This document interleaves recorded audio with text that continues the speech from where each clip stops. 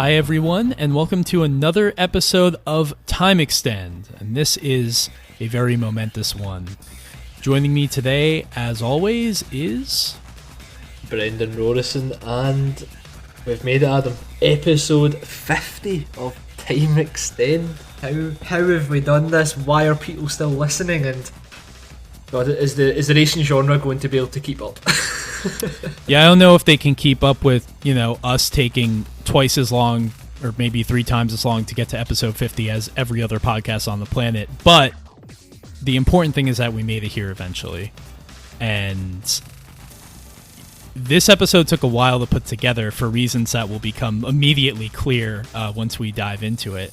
Because we wanted to do something sort of special for episode 50. And rather than just kind of doing, something on just one topic or a game or something like that, or just having one guest, what we decided to do was have 3 separate segments with different guests. And the topics were always a little bit different. Yeah, exactly. And what we wanted to do is capture not only some discussion about great racing games, but also ones that are so far on different ends of the spectrum for each considerable title. It makes it feel like a compendium almost of the types of stuff that we've covered to this point. For each segment, we won't kind of reveal the guests yet to keep the suspense up, but to kind of look at what we talked about, we wanted to talk to people who've been on Time Extend previously. We wanted to basically hand the mantle over. What do you want to talk about? Like, sell it to us, basically, in the sense that we want to know what we haven't covered in enough detail in your opinion, and then we just had some fantastic chat. So, I mean, if that isn't worthy of episode 50, I'm not sure what would be. Yeah, the rule and the direction for this episode was basically tell us, we asked every guest, what racing game do you want to talk about? The only rule is that it can't be one that one of the other guests who is in this episode has talked about. And I think the first segment, which is on the most obscure game that we will probably talk about, is there was never a danger of anyone stepping on that particular guest's toes. But yeah, we left it up. We left it up to guests to determine, and it wasn't necessarily like, hey, what's your favorite racing game ever that we're going to talk about? It could be something terrible. It could be something, just that is sort of interesting to talk about or doesn't get talked about enough. 2 of these games, that's definitely true. I was hoping somebody would come through with Driving Emotion Type S, but sadly no one did. So we will have to cover Driving Emotion Type S in the future episode, because I cannot think of another game as bad with more to discuss than that one. Yeah, I mean, we say it at the end of pretty much every episode now, but it feels like more and more titles worth talking about stacks up, and it's not because of any new releases, but it's just remembering all these kind of releases from previous years that now that we've covered all the main big hitters, the content from here on is going to keep focusing on these very specific areas of racing games that maybe don't get the credit they deserve, or titles as a whole that need a bit more kind of light shined on them. And like we said, that was almost the brief here. What games do you feel as if don't get enough credit for some of the good stuff they do, but also highlight some of the kind of weird things about the game? That's Time Extend in a nutshell. So this episode 50, is almost a love letter to the people who obsess over the strangest racing games for no discernible reason. We've discussed many of them up until this point. We have our own versions of those games. Obviously, the Shocks banter is just a kind of a flagship of that type of discussion.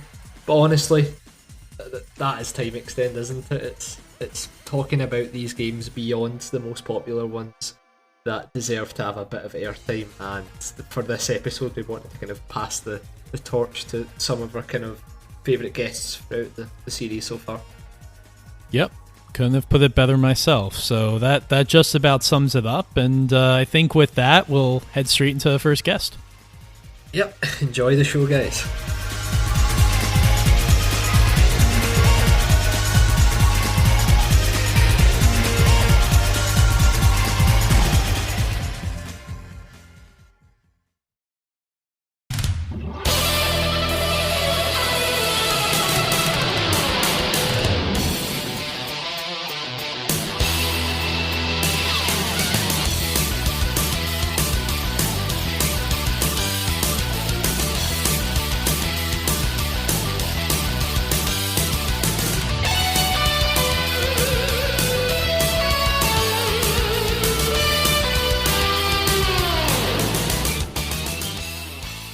All right, so joining us for this segment is none other than Andrew Elmore. And Andrew, you got a weird one for us to talk about here. Give us a little bit of a preamble. What is this game? What did you find? You know, I got a brand to maintain. So there is a racing series that I find kind of interesting that I don't expect would ever be getting its own time extend episode. So there was one entry specifically that I wanted to, that I think is at least worth having a brief discussion about. So Cave, who were famous for STG's shooters, shmups, if you will, to use the common parlance of our times, made all of these kind of budget toge, like mountain road drift racing games for Atlas in the 90s across a few different platforms. I first found Toge King The Spirits 1 and 2 on Saturn, which is where that started.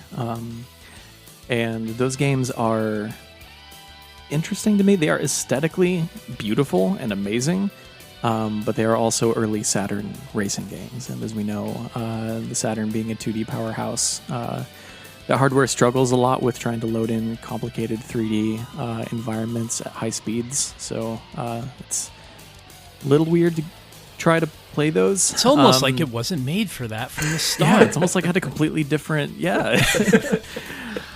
So there's also Toge Max 1, 2, and G on the Sony PlayStation computer entertainment system. And Never heard of it. Of those, not familiar at all. Call McRae who?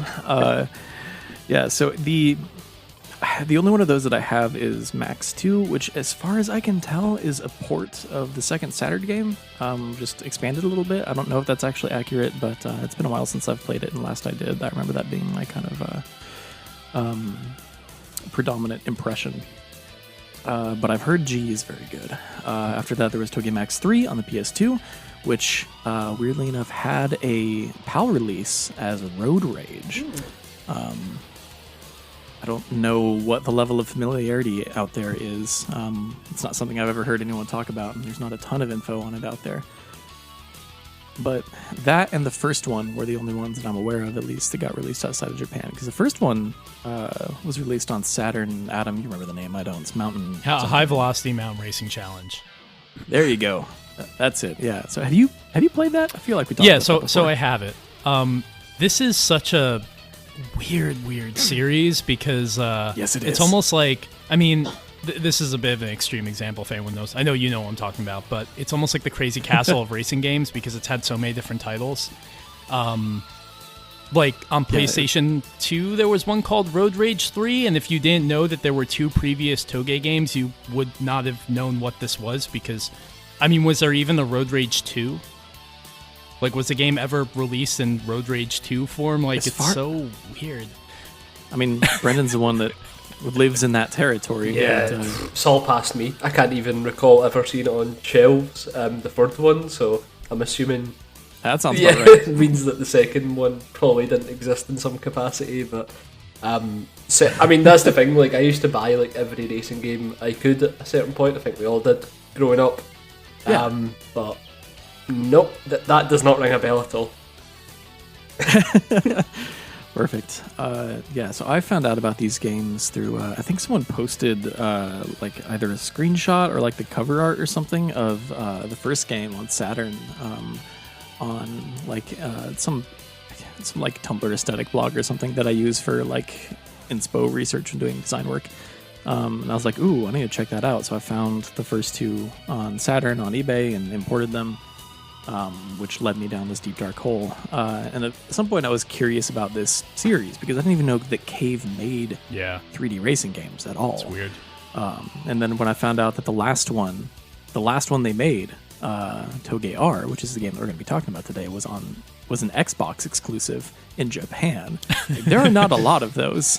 And me being just... absolute sucker for anything original Xbox exclusive related. I was like, okay, I need to pick that up and try it out.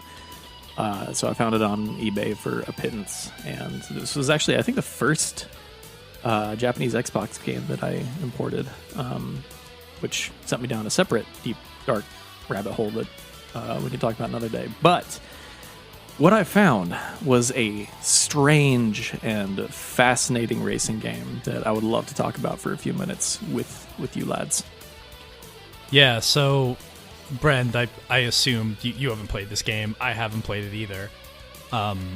What I did do was, in addition to watching some videos and reading as much as I could on it, was I was able to just, grab a ROM of Road Rage 3 for the PS2, which seems to be pretty much the same as Toge R. That's what I was wondering. I don't know if they're the same game or not. I don't know anything about look like 3. they're the same game. I mean, I'm sure Toge R probably, runs at 480p and maybe is better overall, maybe has a couple extra cars, I don't know.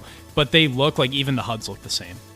So, Road Rage 3, and that's only because, the only reason I played that one was because it's not, I don't have, I have an original Xbox, but I don't have anything that can play anything mod, or imports that, a system that's mod or anything like that. Oh, buddy, you gotta soft mod that thing. It takes 5 minutes. But I don't even know, see, this is the thing, I don't even know if there's a point, because, as you said yourself, there's, maybe 3 or 4 games I'd want to play that are imports on the original Xbox. So, I just decided to make things easier on myself and grab a, Road Rage 3. And the funny thing about that is, it doesn't run particularly well emulated, which, a lot of PlayStation games don't. It runs, or PS2 games, it runs well enough as long as you're doing a time trial and you're the only car on track. But the second that you try to do a 4-car race or anything like that, it just, the frame rate is in the single digits. Oh. So, I was able to try it, but not to the degree that it was intended to be played. So that's not a forcing it to 60 hertz thing. That's an actual horsepower in the emulation. Yeah, essentially. it required a bunch of changes to I had to, in PCS X2, I had to drive up the Emotion Engine cycles, and I had to do something else, and oh jeez, it's a mess, but it works. And I don't. That's the thing, is because this is a PAL game, it already runs slow and weird, so. It's kind of compounding that. So I don't think that my feelings on this game are going to be particularly representative of even the PS2 version, and that's not the one that you brought up. So great. Yeah, no, I have a few Japanese PS2s, and I do intend on importing that at some point, just to know. But currently, Toge R is the only version of that I have, and I would, that's what it came here for. I'm happy to report that at least the Xbox version, I keep saying version as if we've just confirmed that they are the same game. They probably are, or at least very similar. But Toge R on the Xbox runs at locked 60 at all times, no matter how many cars are on the track. And all that. So that's been fine. It's very, very, very smooth. It's generally, it's kind of a budget series. It's not the most polished series in the world, but it is at least very interesting to me, which is always going to be more valuable in terms of my own personal priorities in weird games, especially cheap imports from this era. But it's, for being a licensed game, it has a ton of licenses. For being a budget game, it has a ton of licenses. I'm sure you flip through the car list and everything, but it's got all of the it's everything you would expect, right? It's all the the daily driver Japanese hits of the 80s and 90s. You've got multiple AE86 variants. Got a Sylvia, an S2000, CRX SIR. There's that weird WRX STI version 5. There's an 83 Skyline in there. It's got a lot. They put the money up for this. One of the things I like about it is that whereas most games like this would have you buy a stock version of that car, when you're selecting the car, it already has been modified in some way. All of these cars have some kind of, slight body kit or different wheels, and all of the modifications look good. So it's kind of nice. I mean, some would argue maybe it takes the fun out of it, but also it's kind of nice to be able to just pick an A86 and it already has some modifications made to it, because let's be honest, who wants to drive a stock AE86? Nobody. I don't even think you can find one in Japan. They all have something. Are there any left at this point? Nobody wants that. Yeah. There's something about it, but I'm sure everyone that owns even a Corolla 11 GT for a while is probably going to do something to it.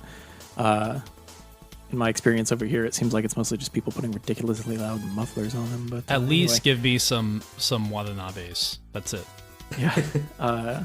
There is at least in R, there's a lot of like kind of Shitoku battle level of customization and mod stuff you can do in the career mode. So you can start with one of those cars and then make those changes as you go. So it's not like you're stuck to the pre-customized versions. I think that's only if you're doing like time trials and like pickup races and stuff. If you play the career mode, all that customization stuff is in there.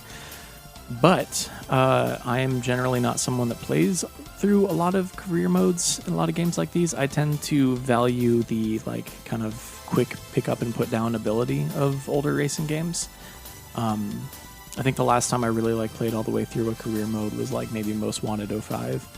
And then obviously R4, because that's like you just sit down for an hour and play through the Grand Prix. Like that's a one sitting type thing. But generally, I kind of like I take my racing games in like snack bite-sized varieties where I'll just like pick one up for an evening and then I'll play something else the next night or whatever. And this is really, really good for that, I feel like. It also helps, right, that it's in a different language, and so you probably couldn't get very far in the career anyway. Yeah, they did. Some of the previous games actually had a full-on like story mode with a narrative and everything, and that's not here. But I don't mind. That's my problem with Racing Lagoon, right? Like I finally got that copy from RetroCo a while ago, and I love it. It's amazing, but like, man, I wish I had any idea what was going on. Yep. The curse of drift games. Oh man, yeah. So speaking of which, I think the closest kind of analog to this is what got localized in the West as the TXR Drift series, and I have both of those games, and I like this a lot more. I know TXR Drift did that whole like they laser scanned all of those actual like Hokane roads and everything. Oh wow, I didn't know that. I just like playing this game a lot more. This game feels like nothing else, and I don't know how much of that came through in your emulation experience. Or a lot of that is dependent on what controller you were using as well.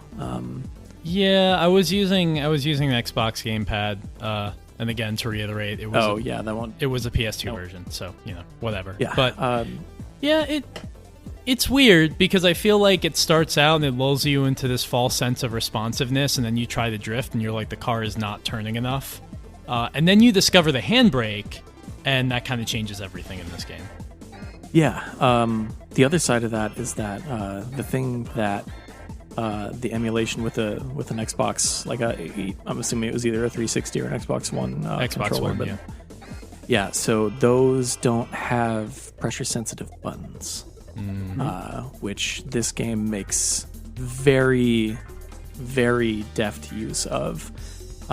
People forget the original Xbox also had pressure-sensitive buttons. It wasn't just the PS2. The difference is PS2 games used it. Like everyone played Gran Turismo 3 and was sold on that concept immediately, whereas on the Xbox it had analog triggers, so all the racing games used those. So the only time that pressure-sensitive face buttons on the Xbox really made sense was that port of Metal Gear Solid 2. Brendan and I have had a horrific experience with pressure-sensitive buttons, particularly when we tried to play various PS2 racing games back in Scotland. Just because it destroys your hands after an hour. Oh god, it hurts so much. It hurts, dude. Like I even have that problem with Ridge Racer. Like all of them. Yeah, Ridge Racer 5 is Ridge the worst. Racer 5 was the one that caused a few casualties. Yeah. Dude, do you remember the blister? It'll put you in the hospital, dude. Do you remember the blisters on my thumb? Like, holy shit. Mate, that was that one particular race though that you desperately had to beat, like doing it over and over again. There was no thumb skin left, like at all. Oh no! It's like when Nintendo shipped out those gloves for that Mario Party mini. It's the worst. Oh man. But yeah, so the reason that this game feels like nothing else is because it has this this is the first time that a game has made me a believer in using face button driving controls. Partially because it doesn't hurt as bad as the flat, like extra squishy DualShock 2 buttons. Because they're rounded and have a little bit more resistance, so you don't have to push nearly as hard. It's a bit more comfortable, at least on an Xbox controller. But this game is all about. I wrote this down somewhere in like a tweet from a couple years ago. I said it's all about balancing thumb pressure between the gas and brake to adjust your wheel spin as you slide in and out of turns, which is kind of all drifting. Like all drifting is that, but like downshifting into second and then flooring the accelerator will give you much more control than tapping the brake into a chicane or whatever. Like that's the type of game this is. It's not concerned, like you don't need to hit the e-brake to swing the back end out and like Scandinavian whip every corner, which you kind of need to do in this game, and it desperately encourages you to. I also have to imagine, I mean, this is an assumption, but you can confirm it or deny it. A lot of Xbox racing games from this era did really interesting things with vibration. Like Sega GT 2002 is one of the weirdest.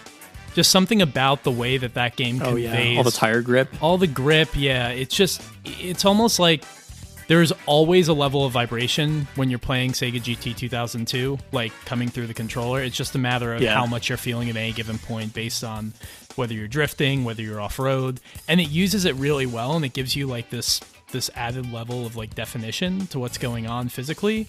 And I feel like that's maybe something that this game would try to do, especially being like an early Xbox game, and I feel like maybe Japanese developers had a bit more intuition when it came to stuff like that.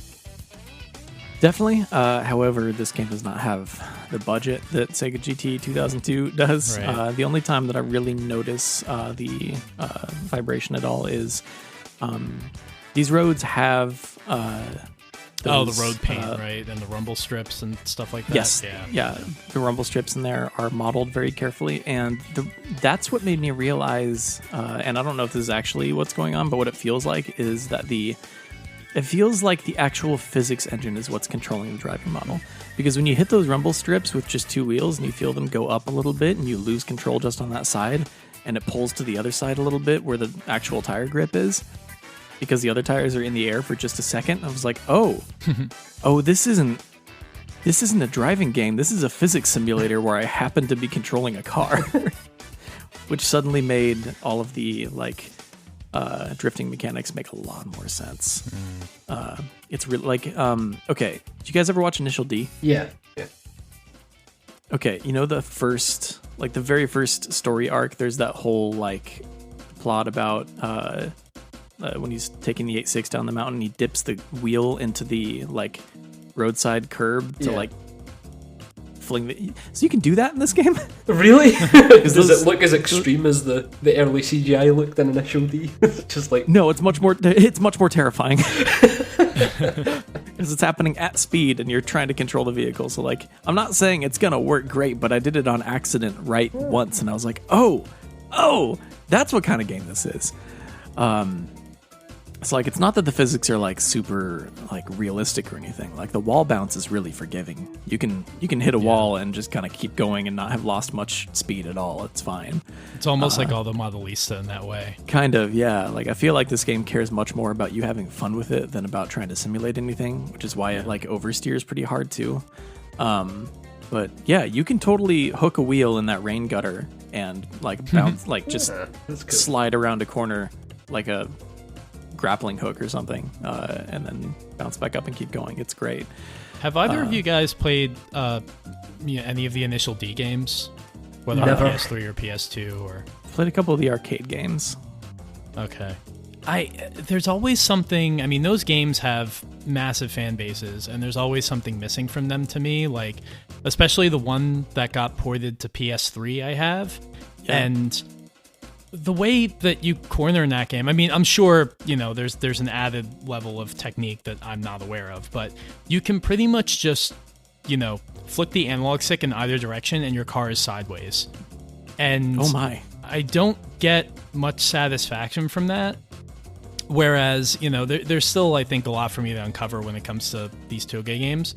But I like that you do have to manage the throttle and the brake. You can do weird physics crap. Like that would make a game more just sort of have that added layer of depth for me and just give me more to sink my teeth into, as opposed to, now I'm like 90 degrees to the left and that's it.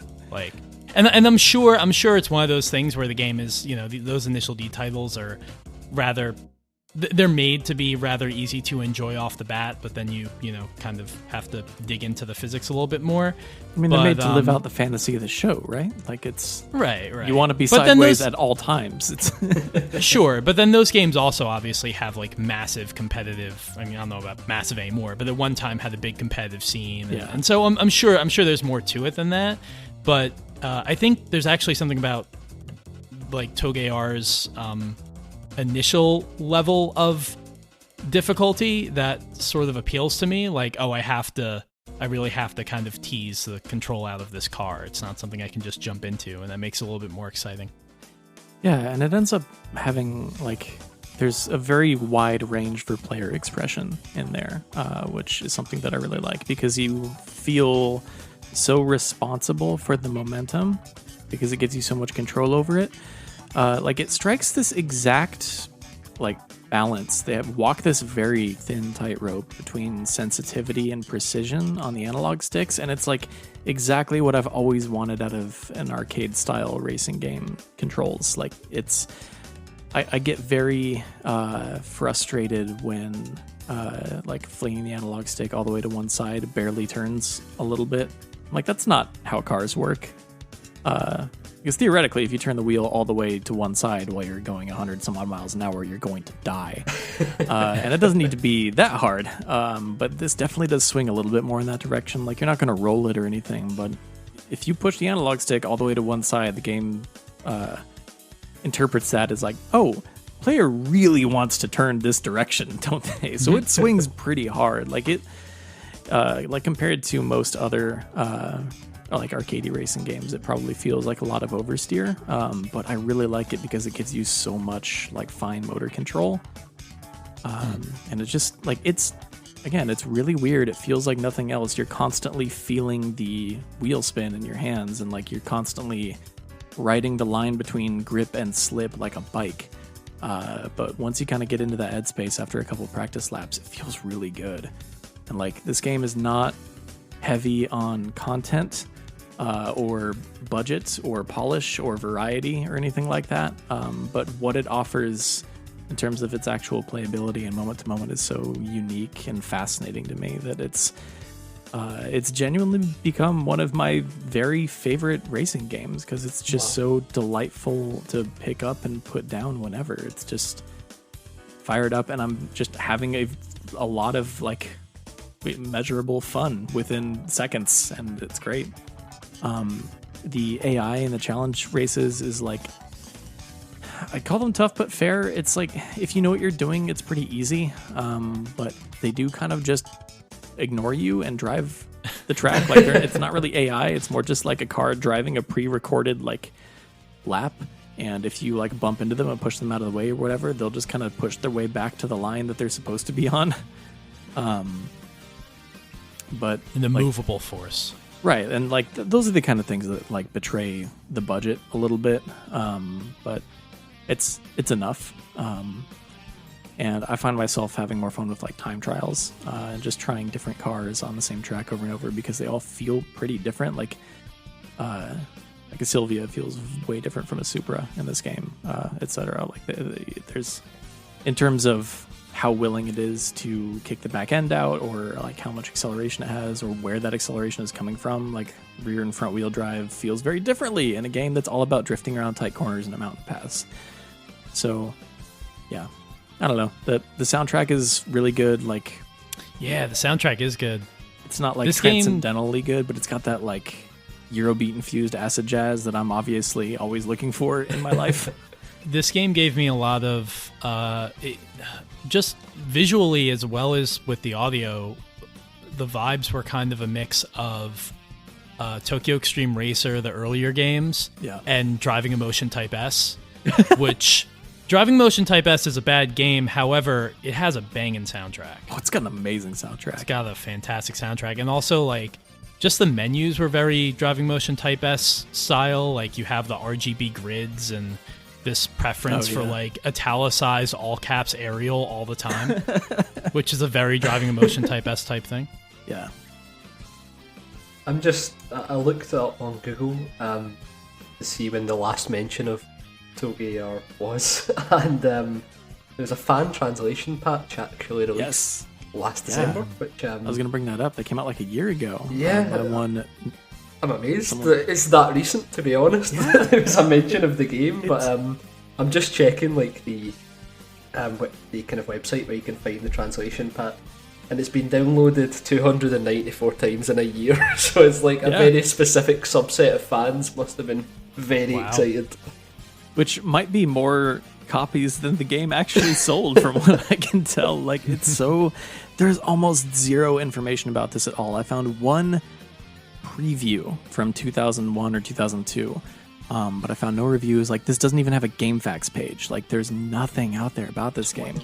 Like, I was searching for it, and half the results were just me yelling about it on Twitter. Like, there's so little. That's on the how internet you about know 20R. a game is obscure, when you discover that you were the source of 70% of the information online about it. Right, and even then, there's barely any. So I don't know who this person is. They go by Mr. Richard 999, which obviously, just like in real life, anytime someone's name is Mr. Richard, it's an REM reference.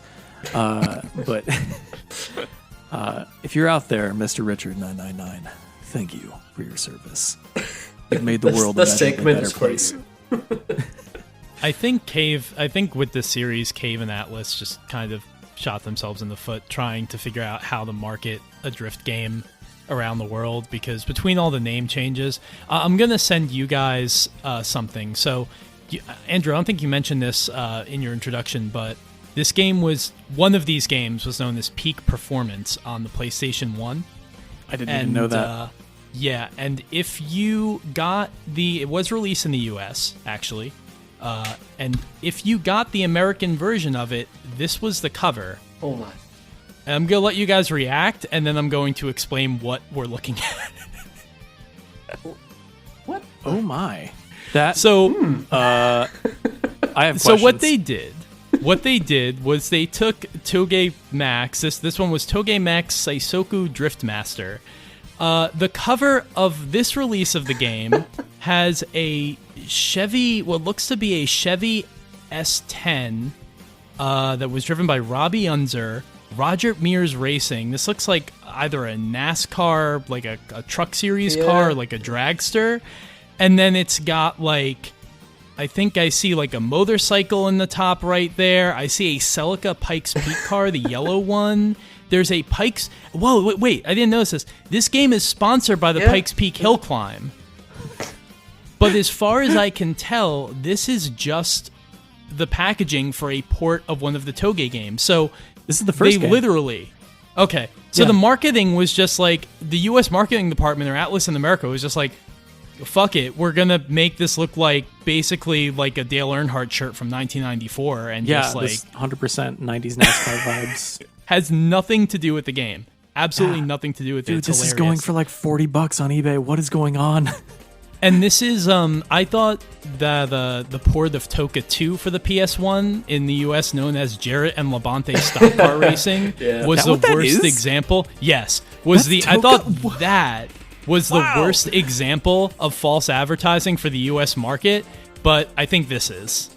Dude, that's one of my favorite things about racing games, is that they're just like repackaged in wildly different like names and aesthetics and everything from territory to territory. I know we talked about this last time with Le Mans, but man. I think I've said it before as well, but the most disingenuous one in the UK was, I can't even remember the name of it, but typically it was an Infogrames published game, since they seem to always do this shit.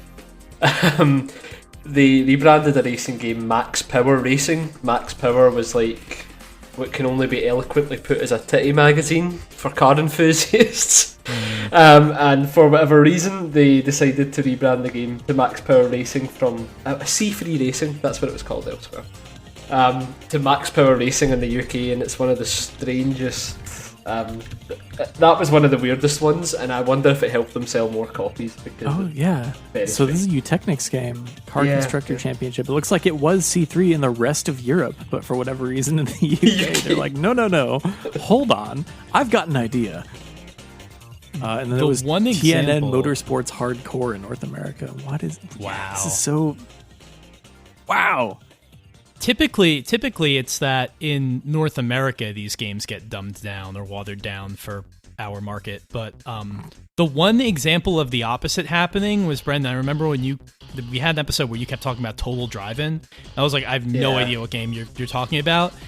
But in the US, that was called Car and Driver Presents Grand Tour Racing 98, which I feel like is much more true to the spirit of the game than whatever the hell Total Drive-In means. That I don't get that one at all. Total Drive-In is a great name. Total Drive-In. with the apostrophe over the N and everything. Oh yeah, well that's how you know it's got just a touch of tood. I don't think you guys got the banging soundtrack in that game though, did you? Over there, I think I read somewhere that the European version of the game, or the UK one as well, they kind of changed the soundtrack around a bit and they gave it like this really kind of house, kind of early 90s like soundtrack. Is that what you recall from playing the game? I haven't played that game I'm 27. I haven't played that game in going to say 23 years. I'm going to check this out actually very quickly. 22 maybe? I think Andrew would be buzzing with this if it was the case. Well, that's like Top Gear Rally, the N64 one. Had a really, like, Barry Leach composed that one, and it has a really sad sound. I mean, it's a beautiful soundtrack, especially considering it was on the N64. Yeah. But it's really like dire and bleak. And then for the Japanese market, I guess they told them, like, Kemco told them, like, let's liven things up a bit. And so the title screen for the Japanese version is just this. It's almost like Ridge Racer 1 level of like just Gabber happy hardcore. I mean, it's not Gabber, but it's that kind of, BPM, and it hits you that hard. And then you go into Coastline, and all of a sudden the game just reverts back to its like depression, and it makes no sense. Oh, that's amazing! Yeah, I played that game a lot as a kid, and I've realized over the years, mostly through listening to this episode, because I think at some point, like the first time that I heard one of those tracks, or this podcast, not this episode, obviously, but the first time I heard Adam put one of those tracks in there, it like unlocked this sense memory of like sitting down on the floor in front of our old CRT playing that game and being like, oh, I wonder if this like planted a bunch of seeds in my brain in terms of like forlorn electronic music that goes slightly harder than it should. But yeah, that soundtrack rules. So it turns out Total Driving did get a different soundtrack in Europe compared to the other releases. So I've just dropped that in for your listening pleasure after the pod. It was basically licensed by Armada Music, which was a UK-based what's the word I'm looking for? Music publisher here. Label, yeah. So, or as they were known at the time, Quart Communications. Then they became Armada Music. So it's very interesting when you get those scenarios, and if it introduces a new soundtrack, I'm always for it. Bless you, Brendan. This is wonderful. What a gift. And you want to play Total Drive-In because, as Wikipedia says, GameSpot reviewer Jeff Gersman felt the controls were decent, but admitted they could take a lot of getting used to due to the game's unique steering system. Shout out to Jeff Gersman. I love how the more you get stuck in the Wikipedia rabbit hole of old racing games, you just find Jeff Gersman's name just he was working that everywhere. Beat, man. He was working every beat because that's something that's also true, every video game journalist did in 1997. Yeah, I mean, like Jeff has literally been covering games since the year you and I were born. Like he's done everything. Well, I know we wanted to keep this one short, but this is almost long enough for a regular Time Extend episode. Oh, so crap, I'm sorry. No, it's fine. Any parting thoughts from either of you on Toge R before we end this one? Sorry, I feel like I have a responsibility to wrap this up. So, Brendan, what you got? Given my limited experience and watching of the free YouTube videos I could find, I would say that graphically it looks like literally every budget racing game ever released. However, I can see vaguely the momentum type car movements you were describing, so it's a 9 out of 10 from me. I can see the physics working. The Simdad-isms in me could notice that the car moved in a way that resembled a racing car. look forward, once Brenda's played this, look forward to his assessment of how it compares to iRacing. Of course. Followed immediately by how it compares to Shock's route. I can't even talk. Yes. That's whatever. I'm gone at this point. I'm sorry. It's a note to end on. Shout Thank you, out to Andrew. Shocks. Yeah, Thank you. Of course, always a pleasure. Let's see, I should do some. I'm trying to figure out if I have anything else to say to wrap this up with in regards to this game, but I feel like I kind of word vomited all of that out to you already. I would say if you're interested in importing a copy, they are cheap, and I don't speak or read any Japanese whatsoever, and I've not had any problem navigating all of this. But again, shout out to Mr. Richard 999 for fan translating it anyway. So like that, I mean, that probably maybe there's tons of other stuff in the menus that I'm not even aware of that has been cleared up there, so that's worth checking out. I recommend Also, it if you're into weird stuff. Top tip. I was watching a video of somebody play this game, and they had the brilliant idea of pointing their phone, like their phone's camera, up to the screen to translate things, which Yes. I had never, because there are apps that do that now, and I had never thought to do that. So I think I'm going to try to play through Racing Battle C1 Grand Prix or whatever, or Racing Lagoon, and see how far I get using that method. Good luck. That is so. I play a lot of imports across genres and platforms, and that's what I always do. I just use the camera part of the Google Translate app on my phone. It does not know what to do with the refresh rate of CRTs, which has been a problem. So you have to hold it pretty far away. But also, generally speaking, it helps for menu navigation, but dialogue and any like conversational speech is completely useless. Also, anything in katakana is going to be a problem because it's phonetic. So, best of luck. All right, well, forget everything I just said. And, I mean, it's what I do. Like, it'll work. Just don't expect it to work smoothly yet. We're not that far in the future. don't expect it to work smoothly. Yeah, I think I'm just gonna fade this one out at a certain point, so it's all good. Yeah, sounds good. I was gonna plug our other podcast real quick before we head out all the way, but We could do that too. increase our listenership from 1 to like maybe 1.2. If you like hearing Andrew and I dawdle and sound like idiots, but about a different topic that has nothing to do with driving, go listen to The Silent Discographer. Yeah, that is a music podcast that we do, ostensibly about going through bands' discographies in chronological order. We worked our way all the way through Death Cab for Cutie, and we've spent the last 95 years slowly working through 4 Slowdive albums because life is a lot right now. And then go check out Brendan and I's secret Formula One podcast that only exists in my mind. You can download that in my brain. In my mind. If you listen to enough episodes of Silent Discographer, I promise you, in each one I make a reference to some racing game. You have to find it, but it does happen. I just can't believe the next band that you guys are focusing on is the Venga Boys. I didn't see that one coming at all. Damn it. We don't ready to reveal that yet. Time Extend exclusive, baby. Make it time.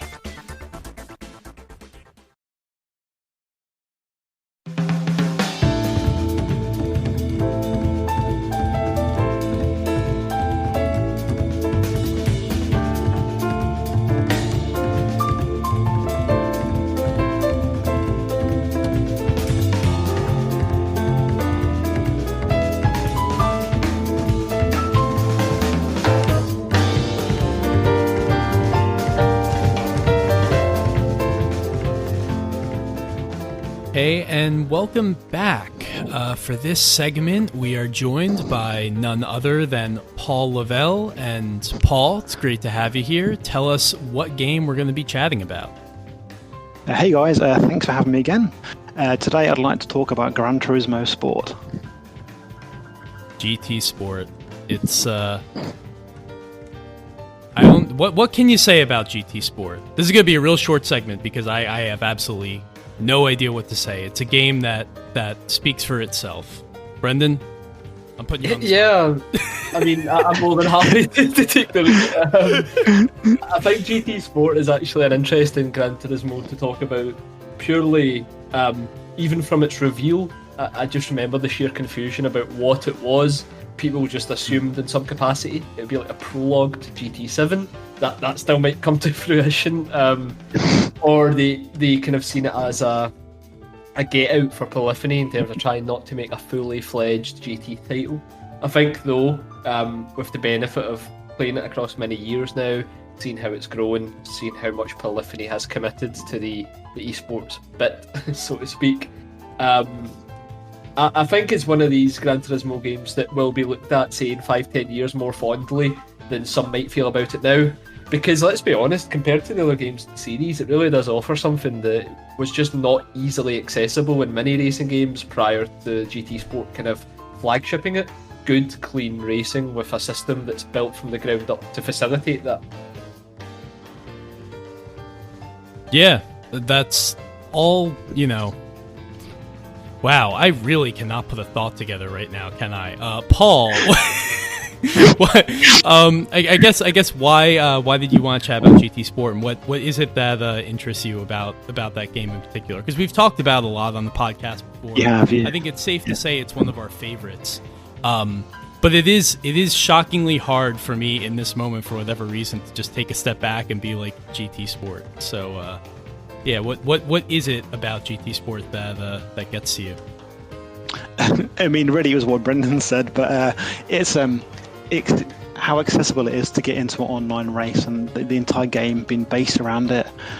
And I guess it's accessibility in a lot of ways in that game, whereas it's not the most realistic racing game in the world, but it kind of makes it, it just does enough to help you when you're driving around. Like we've done it in our GT sessions when we played it.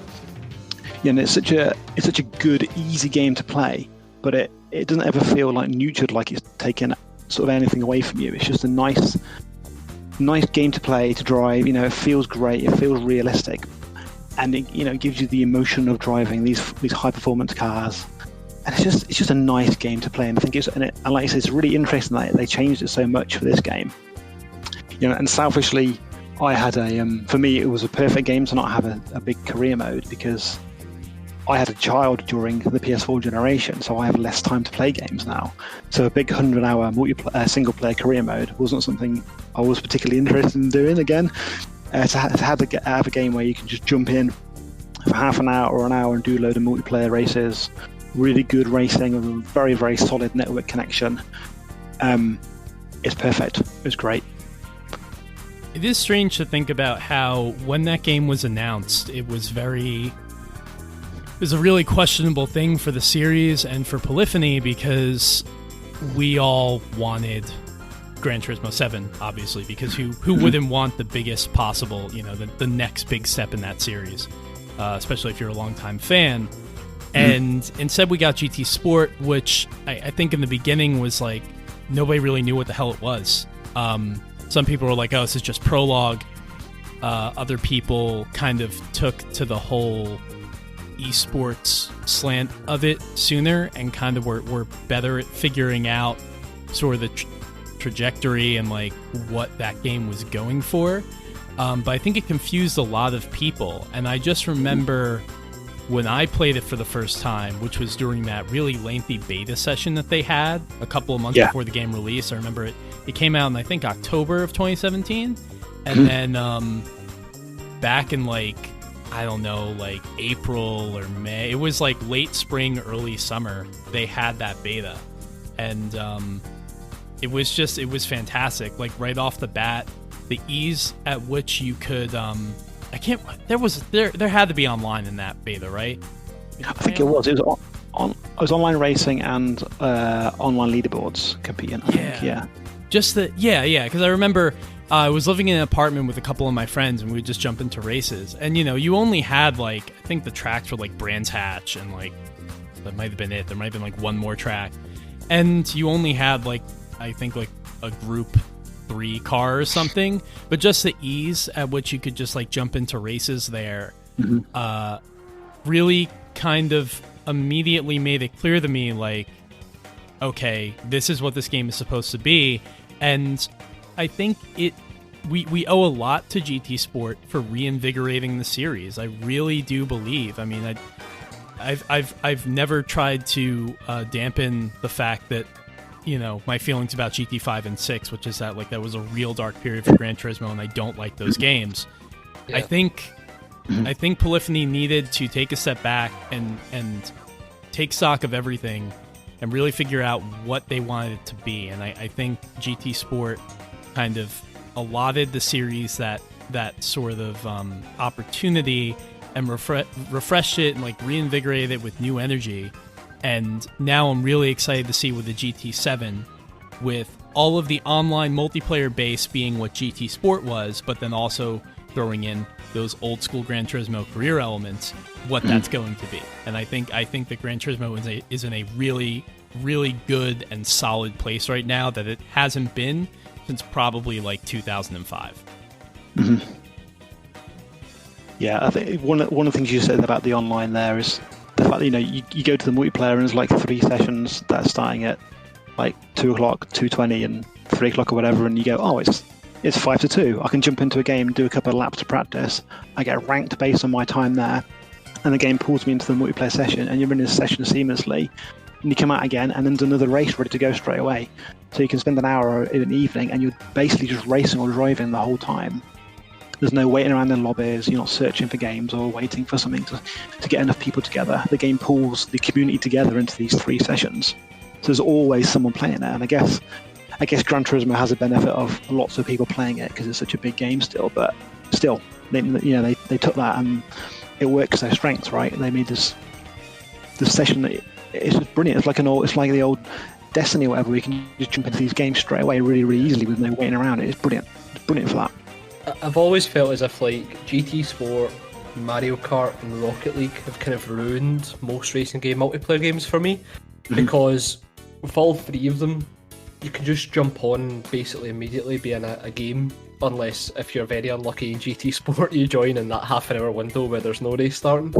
Like, I just feel as if the immediacy of it is what makes you buy into it, because I think like I've always kind of dabbled and trying to maybe join like racing leagues and all that type of thing, and although that comes with the kind of more closely knit community that you get to enjoy and that type of thing, whether you might find a racing league on GT Planet or a website like that, I've always also been cautious of the fact that I do have kind of real world commitments, like time constraints, that type of thing, so I always kind of think of the idea and then it never actually comes to fruition. When GT Sport released, it was one of those ones where it basically ticked every box for me, in the sense that close, mostly clean racing available on tap, basically. And you get that from a kind of the Mario Kart thing that Nintendo have always done a good job with that series in terms of being like, listen, the game itself simple, to the multiplayer system simple.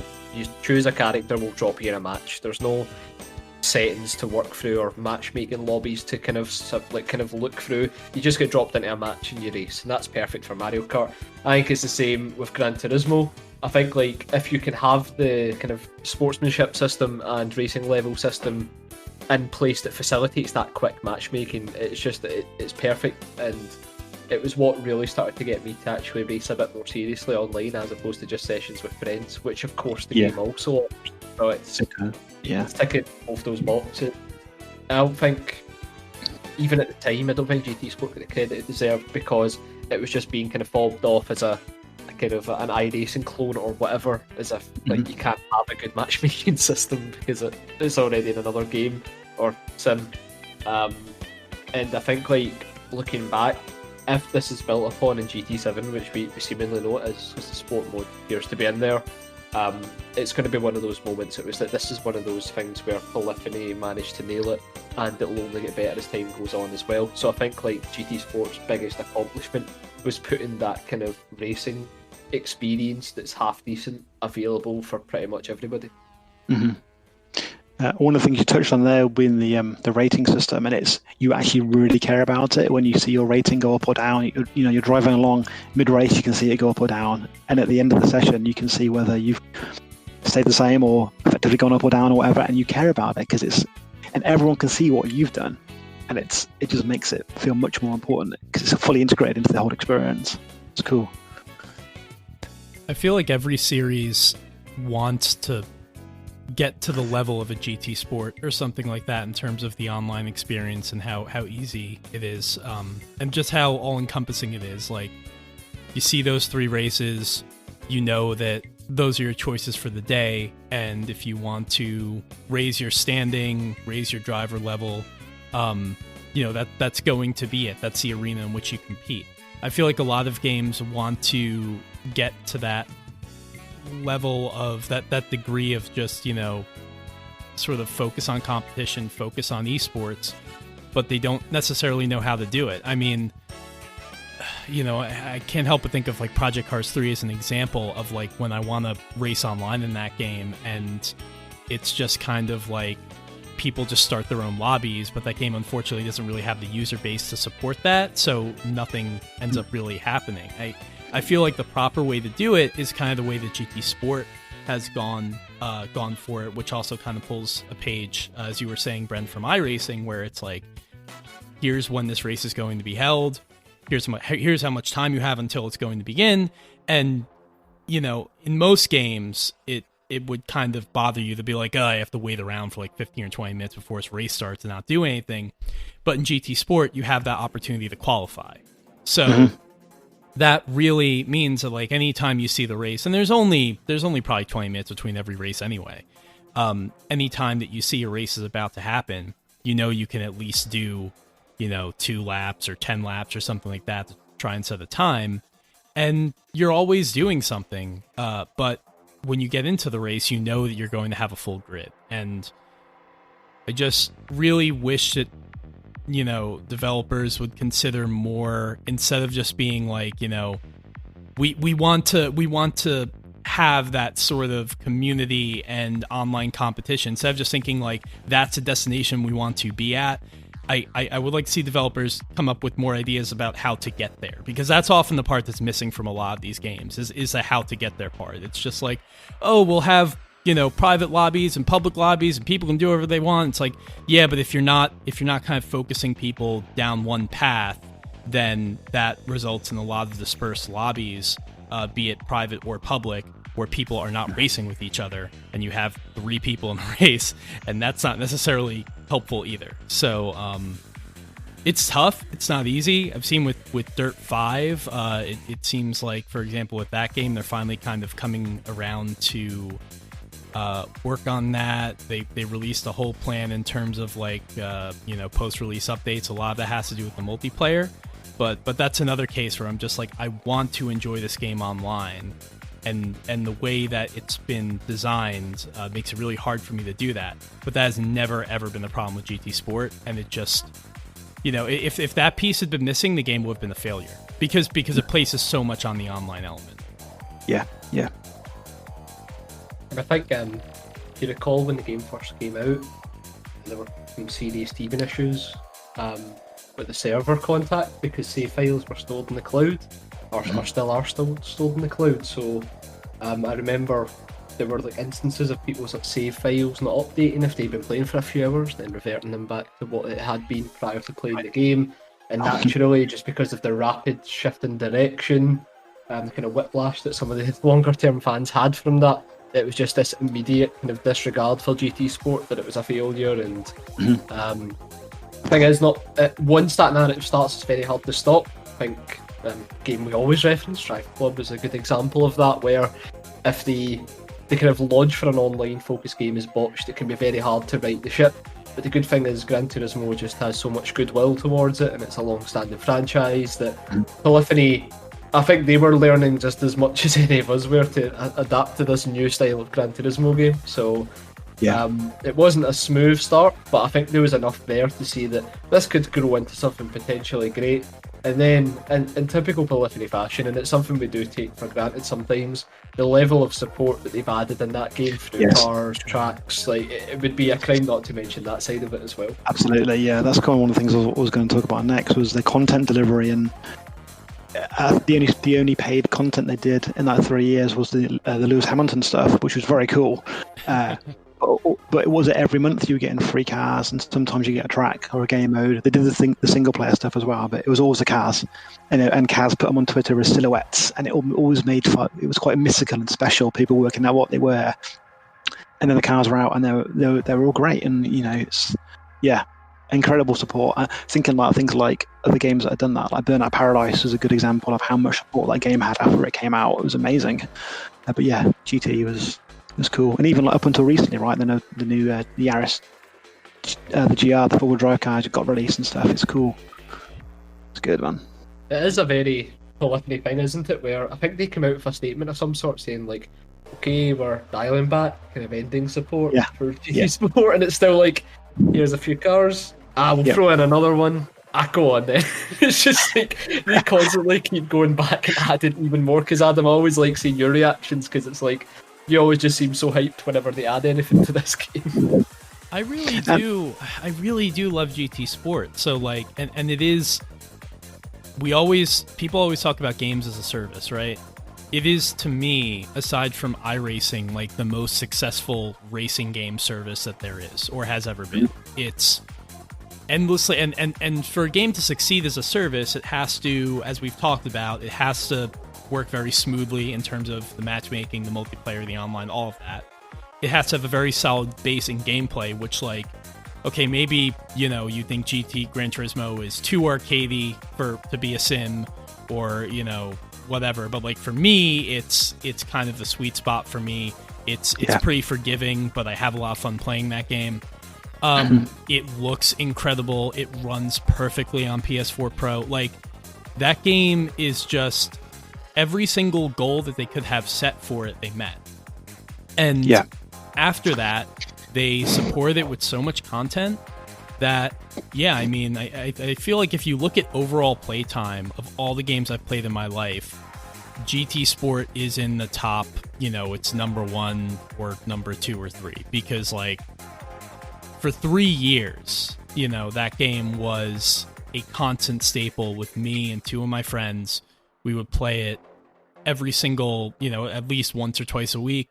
And then, more so, definitely more often when the game originally came out. But even as late as last year.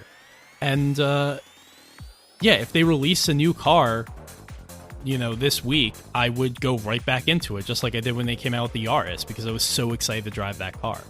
They've just totally aced that aspect of it. Yeah, it's a very well balanced game, isn't it? Like you said, like visually, it's amazing, and it's not the most realistic handling game in the world, but it is that sweet spot of it feeling authentic.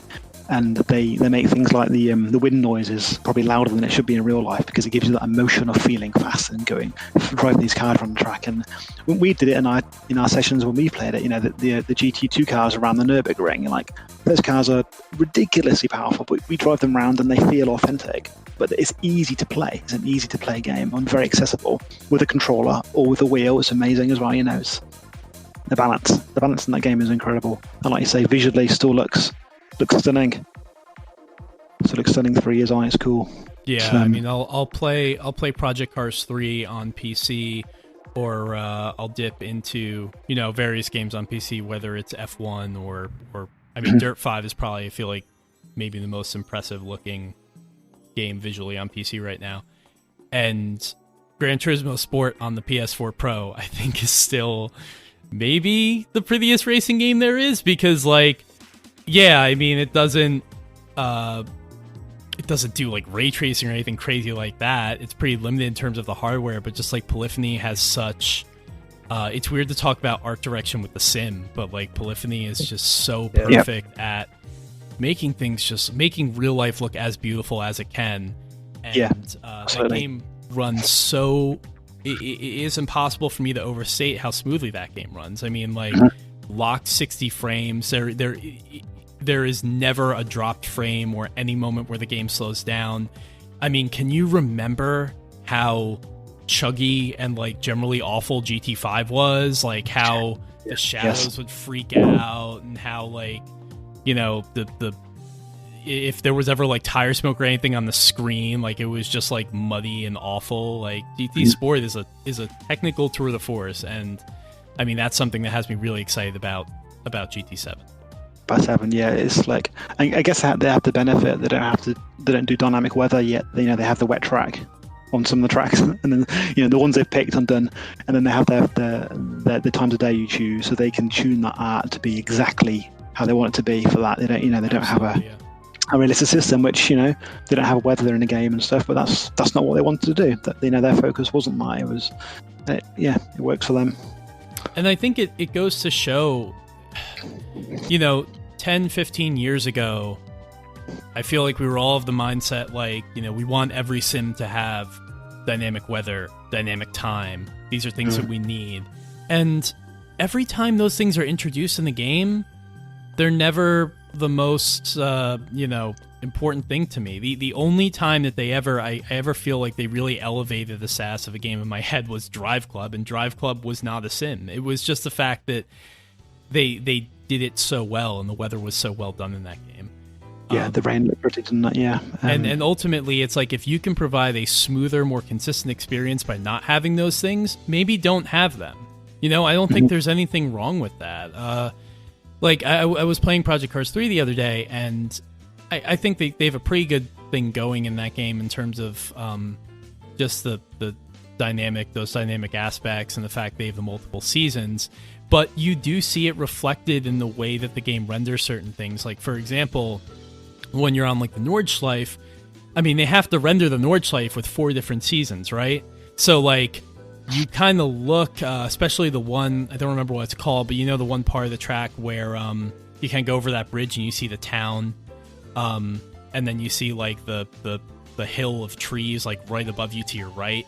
Right. It's all just kind of it's a cardboard trees, which obviously like a lot of games have to do that up there because the Nürburgring is so many trees, but like it's all in that X pattern, and you can actually see where it intersects with each other when you look back, and it's like, ugh, that doesn't look good. And I know I'm the kind of person who obsesses over these things. I know most people don't obsess over these things, but but no, I have always been someone who thinks that the smaller but more focused and quality experience is endlessly more preferable to the bigger experience of varying quality. And I like that, especially after GT5 and GT6 days of 1,200 cars, and most of them are from the PS2 and all the old tracks and all that crap. I like that they just decided, what we're going to do? We're going to make the best possible game we can make, and in doing so, just kind of limit it to what works. Yeah, and I really think a lot of developers could learn from that too. And the same can be said for damage as well, right? I mean, GT Sport has damage sort of, and some scratches and stuff, but that's not what that game's about. They don't. Some games really need it or benefit from it and stuff, but that wasn't what they did, and they've never really done damage, have they? Obviously, Gran Turismo, that's been a long-standing thing for them, but it's not an important focus for them to do, so they don't do it. Yeah. I think we have the titles now that can offer that type of experience that wants to focus on the hyper-realistic elements. Like, I say, of course, that Competizione nails both those elements we just talked about there, whether it be weather or the damage side of things. Like, that's a game that's crafted on the basis of those things being incredibly important to its overall experience. So that's a more confined experience between two kind of specific categories of race driving, so they can offer that. Whereas, for as great as Polyphony is, like trying to apply a standardised dynamic weather system across all of those mini tracks that included damage across the many cars, which there are still a lot of, even if it's not the stupid astronomical numbers of the PS3 era. I still feel as if nowadays, I think that the reason that those kind of elements get less focus is because those experiences are available in a capacity that would probably be better than Polyphony's effort, not from the sense of, Polyphony aren't capable of doing a fantastic dynamic weather and time system or a damage system, but just from the kind of logistics of actually implementing that on a game as large as Gran Turismo, it's a huge ask. Mm-hmm. Yeah, if you go and watch, I mean, these are old videos, but I always sing the praises of Digital Foundry, and they did a great video, I think around the time probably Gran Turismo Sport came out, where they compared it to Forza 7 from a visual and technical standpoint, and just how they achieve what they achieve, and they lay it out perfectly. I mean, the way Polyphony approach things, you have these kind of baked environments with the shadows kind of built in. There's no need to dynamically alter anything, so they can just optimize what they want to just deliver, the smoothest possible experience. And when you play that game on PS4 Pro, it's funny because they have the quality mode and the performance mode like a lot of games play. I have a 1080p TV, so I wouldn't get really anything from the quality mode because, it's going to super sample, and I've never felt that super sampling really does that much on an HD display. So I go for the performance mode, which actually, it's amazing because all it does is I'm sure the game runs a little bit smoother, but the thing you notice for the most part is that it adds a per pixel motion blur basically around the fringes of the screen. And I know that motion blur is kind of a dirty word for some people, particularly who play games that are very competitive. I know even if you play like a really competitive first person shooter or something like that, people will say that motion blur sucks because it obscures what you can see. I love it. I think anytime a game does motion blur well, it's my favorite thing. I still think back to PGR3 was the first time that I encountered motion blur in a game, and it was just incredible, awe-inspiring. Yeah. So when you run GT Sport in the performance mode, it's just so pretty. Yeah. And there's stuff like that HDR support, even now, is very, very good. Yep. So thinking about what they're going to be doing for 7 on PS5 is, it's exciting to say the least. And things like their presentation as well. I know some people don't like their menus and stuff, but it's so slick. It's the way it's presented and the way it oozes the sort of love that they have for cars, and you can tell that they love cars so much. The way it's, the loading screens have got the slowly rotating cars, and it just feels special. It feels important, and then when you do the sort of the really special ranked multiplayer races where you go to a manufacturer for that week and then you introduce the cars and you get the cars come out of the garage, the back of the truck and all that sort of stuff. It just feels nice. It makes it feel like an important thing. It's cool. They just do a really nice. Again, it's about emotion, I think, and they do such a good job of that. It makes you feel a good game. It's a nice place to be. It's a nice place. It's a nice game to play. It's the only racing game series that I feel ever understood that you can be a simulator and you can be kind of an artistic statement at the same time. I don't think that any relatively realistic racing game has ever nailed that as well as Gran Turismo. I don't think anyone really tries. I mean, I think maybe some games have come in the past where it's we're going to show you a slowly spinning Ferrari on the main menu, and then we're going to put opera music behind it. But it's that's as far as it goes, and it's just it's almost there's no thought put into it, right? I feel some series kind of look at it as let's just let's just kind of focus on just the car, right? As the idea of once you see I don't really know how to put this, but just that we don't really need to kind of dress it up in anything, right? It's just you have an appreciation for cars, we expect as a player, right? So if we just put these cars in the game and render them at the highest detail, isn't that enough? Gran Turismo does that, but it goes a step further. It just the music in the main menus and stuff like that. The whole Brand Central thing, as you say, and I think that was really something forged. GT4 was really the first game in the series to really take it to that level, which is one of the reasons I always appreciate GT4. I would just love to see someone else try that. I think it's something that this genre could really use, but I also think that maybe it isn't an issue of budget, because for the most part, it's hard enough to make a good sim that's, accurate and playable and fun. it's even harder to then find the time to do all these really amazing presentation things, right? Yeah, time and budget. Yeah, it would be. Typically, I guess. One of the things that I love about when you start a race and it does that blurring effect of the car, and the car comes in out of focus from the front and the back, and it's just so cool. It's so special. I love how when you're in the loading screen, you see like the interior and the exterior view of the car at the same time. Yeah, it's very cool. I mean, there's a lot of things it does that could be improved, and like we've experienced that ourselves. You set your online lobby up, you can't invite your friends to it; they have to come in. The tire selection stuff is just that they've still not fixed. Like 3 years later, where the host changed the tires and doesn't change everyone's tires. Everyone has to go into the car and do it themselves, all that stuff. But it is funny that they've never once Gran Turismo has never adopted just the PlayStation lobby invite system. Since day one, it's like you have to go into the game's menus and sort by friends who are playing the game, and then join that way. I can't just do what I do in every single other PlayStation game and just send you an invite. I don't know why they've gone that route. I don't know if it's like a philosophical thing on Polyphony's part, or if it's just like the way they've designed things. There's just a roadblock there. It works well enough, but it's funny they don't even tell you that. The first experience everyone always has when they play a Gran Turismo game online is like, wait, why is there no invite button? and then you have to like kind of dig through the menus and find it in the game rather than like in the PlayStation OS. It's funny.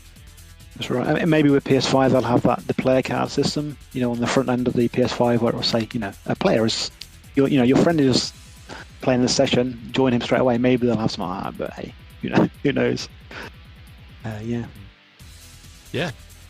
I mean that's really everything I have to say about GT Sport. I don't know if either of you have parting thoughts. We've talked about this game a lot, obviously, but yes. It's just one that I think when we look back, I don't think it's gotten the credit it really deserves, and I think that when we look back, it's going to be remembered more fondly, looking back into the past than it is maybe in this moment. Yeah, I would agree. I think because there wasn't a mainline game on the PlayStation 4, I think that kind of initial bitterness some people will have who just didn't get on with GT Sport will have that now, but I think over time it will be looked at more fondly, but also over time it'll also be deprecated and unplayable in a large part. So I guess it's a bit of a double-edged sword in that regard. But yeah, I mean, closing thoughts wise, I also just wanted to bring up the way in which they decided to handle the kind of racing classifications within the game, having proprietary Group 4, Group 3 type racing. That's something that I really enjoyed because it builds up that this is Gran Turismo's version of Motorsport World, as opposed to this is the real world Motorsport being replicated. I know some people might not like that, but I like to think it just gives Gran Turismo once again that little bit more personality, where you're like, I wonder how Polyphony are going to make the Beetle fit into this class and that type of thing, and they come out with those original designs. It's really fun. For me, that's what I would prefer over something like Vision Gran Turismo. I feel as if this is a more kind of palpable Motorsport possible variants of road cars is something that Gran Turismo has always done well, and actually kind of making that into the core focus of the game is something really cool when you think about it. It's also quite well balanced. I mean, some people would take objection to that, but look around. I don't think there's any game in any genre that's like perfectly balanced. There's always a gun in an FPS that's like stronger than other guns or whatever. I think Gran Turismo for the most part is pretty balanced. GT Sport, and I think like, okay, when there's a car in a class like say the Megane in Group 4 that's like too strong, there'll usually be an update that will knock it down a few pegs. It's kind of always changing. It's not like, the days of, I remember when I played Forza 4 on the Xbox 360, and if you wanted to win every race, all you had to do was like modify a Viper ACR to have an all-wheel drive drivetrain, and that was it. You were at that point you won the game. Right. They do kind of switch things up, so it does bring skill to the forefront as opposed to just get in the best car and win everything. And they've got the balance of power, which works nicely without making the cars feel the same. The cars all feel different, but they're matched nicely with that function. That's cool. Yeah. So we're all on board then. GT Sport is great. Yeah. It's also, we have to say, like, it's a go-to game whenever we try to get people together, not talking about like the big, like the TG events or anything like that, but just when we're trying to get the community together. It's a game that everyone has, it's a game everyone knows, and that just makes it kind of easy to just put together a lobby on whatever night. I mean, a lot of the cases in the Gran Turismo, in the Time Extend community, it'll just be like, hey, you guys want to play tonight? And it'll just happen. I'm not usually there because I'm a bunch of hours behind everyone, but I'm glad that it's kind of become that thing because I don't really think there's anything else that can take its place. I don't think so. Like we said before, already said, it's an easy game to play, but it feels it's exciting and it is just that right balance. It's just a nice place to be. Like I said, it's cool. It's a special game. GT is. I don't know about you guys, but I'm really wanting to play some GT Sport now. I think I might go do that. All right. Well, Paul, thank you so much for joining us for this segment. Always great to have you on the show. Yeah, thank you again for inviting me. It was very kind. I was almost going to talk about Rage Racer actually, especially as you've got it as the new art, because Rage Racer is that's a brilliant game. Maybe we'll have to have you back on for a Rage Racer episode, because that's one that I forget, but like we've never really talked about. We've had shows for R4, and we've had we had the whole Ridge Racer show really, but we kind of brushed over Rage, I feel like. So I think that's what we need to dig into. Yeah, I think it never gets talked about as much because it's not a numbered one, although Revolution wasn't either, I suppose. But yeah, it always gets left out, I think, in the conversation somewhat. So that'd be cool. It's the grungiest, most emo Ridge Racer, and therefore, in my opinion, that makes it the best.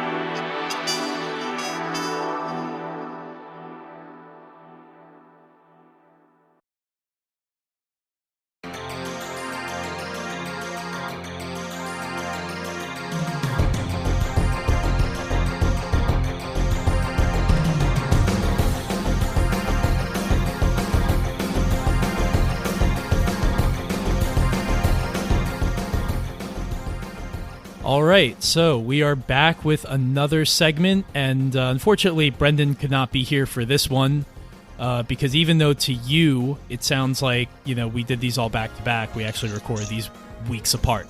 But that's okay because we still have a guest, and the guest is none other than the illustrious Jason Lamp. Jason, how's it going? Hey, you! Pull over! Full Sega mode as always. How's it been? Yeah, the funny thing about that is the audio quality is so fuzzy when you're talking over Discord that you basically sound like the guy from Radmobile there. Oh, that works out then. My job is done. That was exactly what I was going for. You did it, man. You made it. So much nostalgia for Radmobile, but keep going. There are so many games to talk about. There are so many games we could have talked about, and we gave you a choice because, as with everybody, you get to choose the game. And you had an interesting one for us that I was not expecting. So tell us, tell me, tell the listeners, what game are we going to chat for a little bit about today? So we're going to chat about one of the Saturn racers that I think is a little underrated in recent days. F1 Challenge, also known as F1 Live Information in Japan. Love which the was name an F1 earlier Live Saturn Information. game. Yep. Live Information is the best. Sounds All like of a the news of collection Formula One today. It sounds like a collection of PDFs. Interview with Formula One for the Sega Saturn. Right. But So no, I know F1 Challenge was a game me and you had played, and I have huge nostalgia goggles for F1 Challenge. I could just always talk about it. it's a hidden gem on this system. You know, the Saturn. I think the Saturn has its reputation for really being a racing game fan system, and honestly, I don't really know if I totally agree with it, having played most of the games, because most of them are not. You know, you think like, oh, Sega Rally, but it's like they're not all at like Sega Rally caliber. But Now, have you played most of the US ones? Have you played any of the import ones? I've played some of the import ones. I've played I've played Gale Racer, aka Radmobile.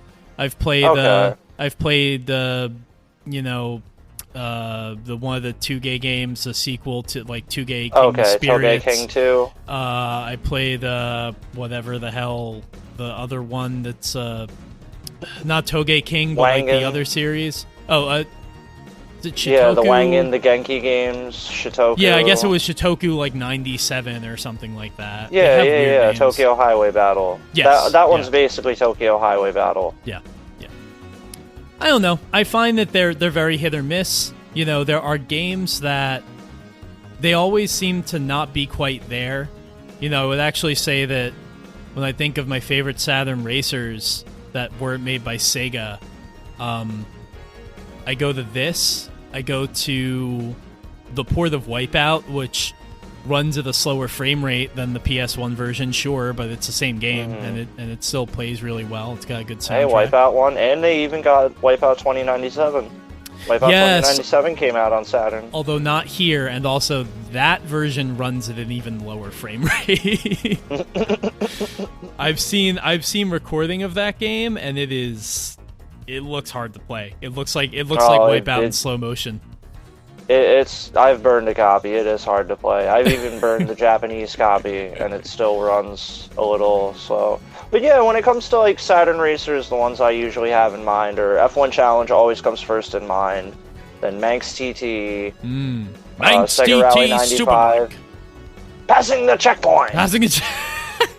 I love that one. Welcome That- to the exciting world of TT racing.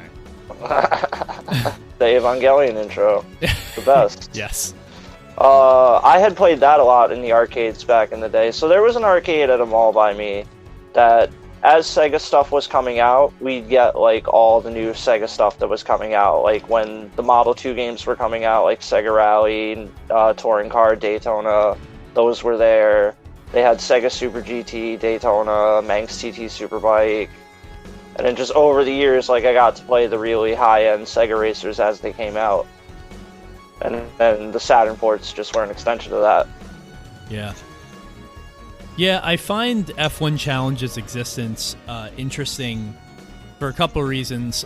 One is that it's a Sega Sports branded game, at least it was in the West, even though it was not developed by Sega. Yeah. And it's one And of those even if I remember right, cases- Sega Sports was only on the intro. I don't even think it was on the box. Or it might have been on the box. I don't have the box with me. I think it was on the box, but I can't quite remember. That's weird. Yeah. What's strange about it is it's one of those games from the time, like, it's easy to forget, but like there would be a lot of cases where, you know, Sega would publish a game, which they did publish this in the US, and I'm assuming in Europe too, but where Sega would publish a game and they would kind of assume responsibility for it. Like you'd see like Sega Sports, and it's like, Sega made this, you know, what studio was it? But it wasn't Sega that was behind the development of this. And it's really hard to find out who it is because it's not Like, it's not entirely in listed the anywhere. game Yeah. listed. It's not. I don't know if the game even has credits. It's not on the box. But from the research that I did years ago, because as it turns out, if you look up F1 Challenge online, I think the first two results are both you and I, because I think we're like the only people who have ever written about this game. And I did for a very old blog that also has a name That's Time true. Extend. And you did for Sega Nerds. And Yeah, I did back when we were Sega Nerds. That was like one of Yeah. the. So me and Chris, our editor, we've always like talked about, oh well, what would be good coverage for this month or the next couple of months, and we'd like plan out those racing game articles. And just one week, I had started replaying F1 Challenge, and I'm like, you know what? I think this game might be like really high in there for terms of like Saturn racers, and I just had to write something about it. Yep. Like just a love letter to F1 Challenge, if you will. Yeah, and like I said, if it wasn't for us, this game would be totally lost to the ether. So everyone thank us. No. Well, you know what I find funny is that I tweeted you out in that video of the intro, and then somebody responded like, "Oh, is this the same one on PlayStation?" Yes. And I just instantly, we have things to talk about. which is very funny because so that's the other reason. So to finish what I was saying at first, like Yeah. the developer for this game was a company by the name of Bell Corporation, which you wouldn't know from anything else. As it turns out, Bell Corporation was an earlier iteration of what would be known as Imagineer. And the Imagineer MRC Imagineer? is responsible for MRC. They're responsible for GT64 Championship Edition, I believe, as well. Yup. And the Imagineer is they are good fucking shit. I don't know. Shout out to an Imagineer title I really love. I'm sorry to cut you off, No, but it's fine. GT Racing on the Super Famicom is a really fun Imagineer title that I've always gone back to. They published a couple games in the Super Nintendo, Super Famicom era, and they were mostly like sports car racing games, but GT Racing's pretty fun. It's Mode 7, and you get to drive like an Alfa Romeo 155 and a Supra and just like crazy consumer cars. Okay. That's cool. I know they did other stuff. I know they did a lot of stuff for Nintendo platforms, but since I don't really have much experience with the SNES, I haven't really played it. But yeah, they seem to be, it's funny because like with MRC, right? It was them and Genki, and I don't know, I think it was them, What Genki, the under-over was on them. yeah, and it was them, Genki, and Ocean was the publisher. So Yeah. I don't really know how much they lent to that versus Genki, but them with GT64, it was Imagineer and Ocean again. So clearly Imagineer and Ocean had some kind of relationship, and Ocean was... for the longest time, I didn't know anything about them, but they're British, so I guess, like, British company finding the best racing games coming out of Japan, it makes sense. Ocean had a lot of deals with a lot of different companies to publish racing games. I know they published a couple of the V-Rally games on Game Boy and other stuff like that. And you have companies like Titus releasing Lamborghini. Titus.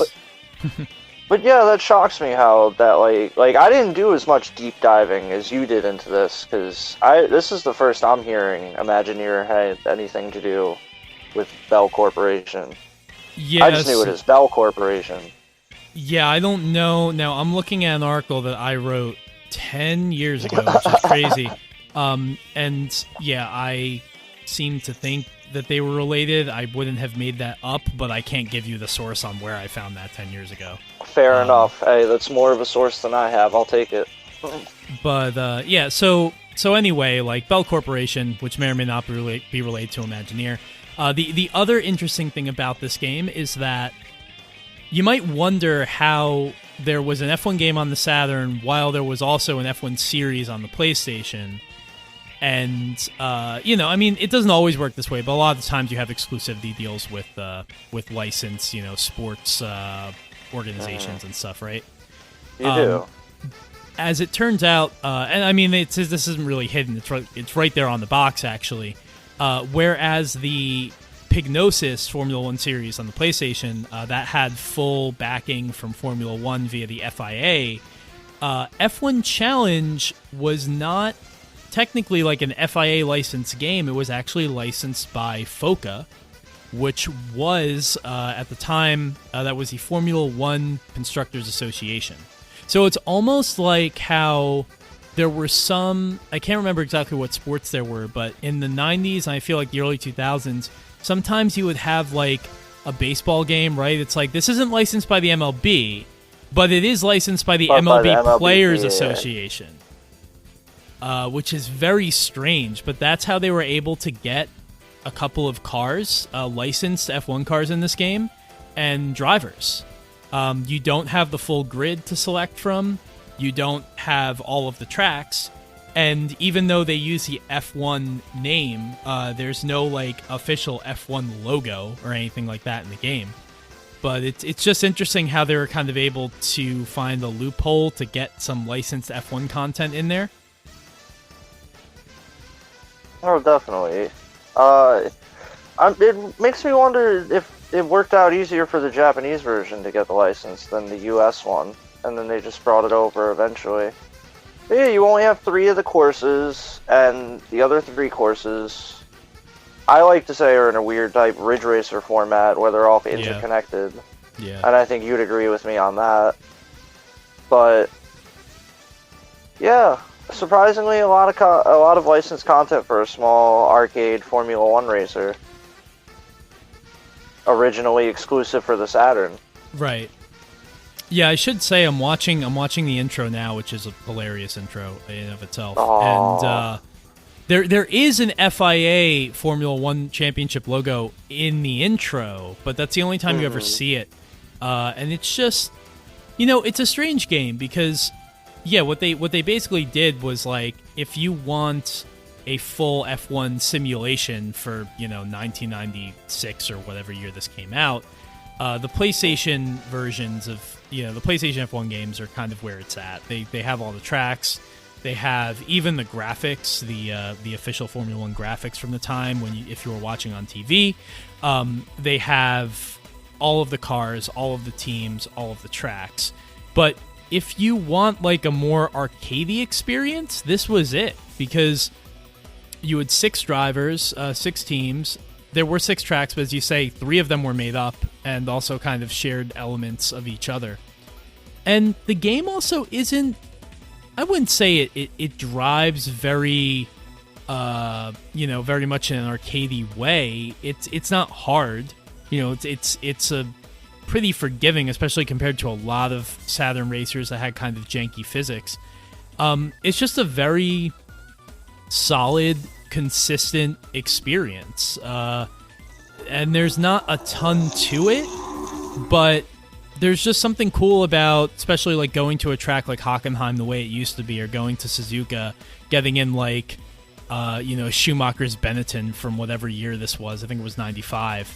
And going for a drive. And it's kind of like, you wonder how many, just because you think a lot about the arcade racers from this time, and it just kind of makes you wish that there could have been more games of this style, like taking a real series, a real licensed series, and applying sort of a more forgiving, more fun sort of handling model and physics to it.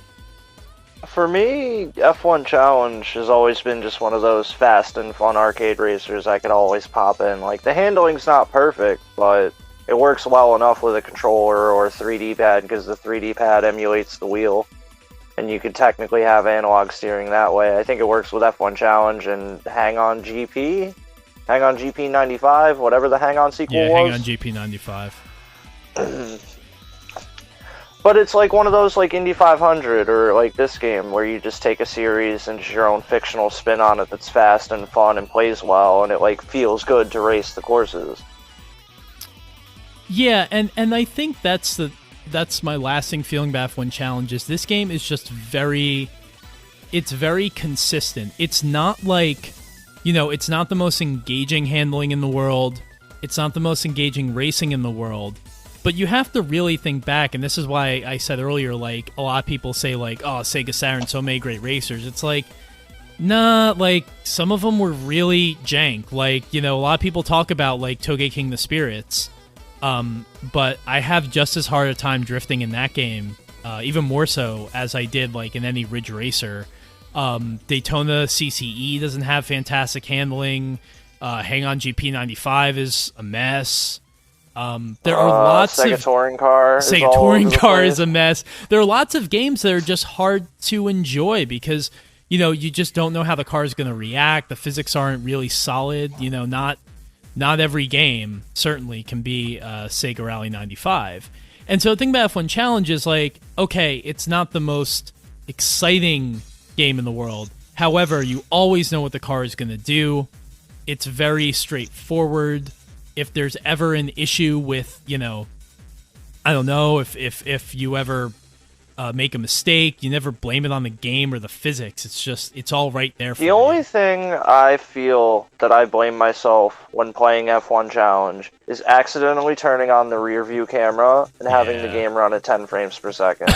But otherwise, I can always get down with F1 Challenge. Like, I could sit down, I'll put it on hard mode, and I'll just, alright, let me run through Suzuka, Monaco, and Neo City, like, medium.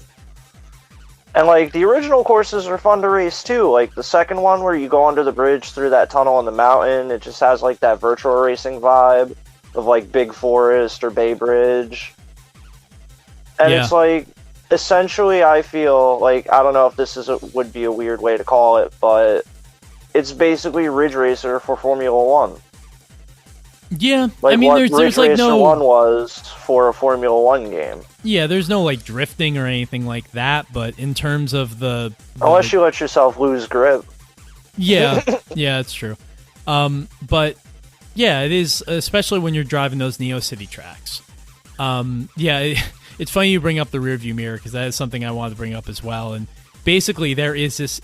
You can't even really call it a rear view mirror because while it is that, it kind of takes the appearance of more of a picture-in-picture in the top right corner of your screen.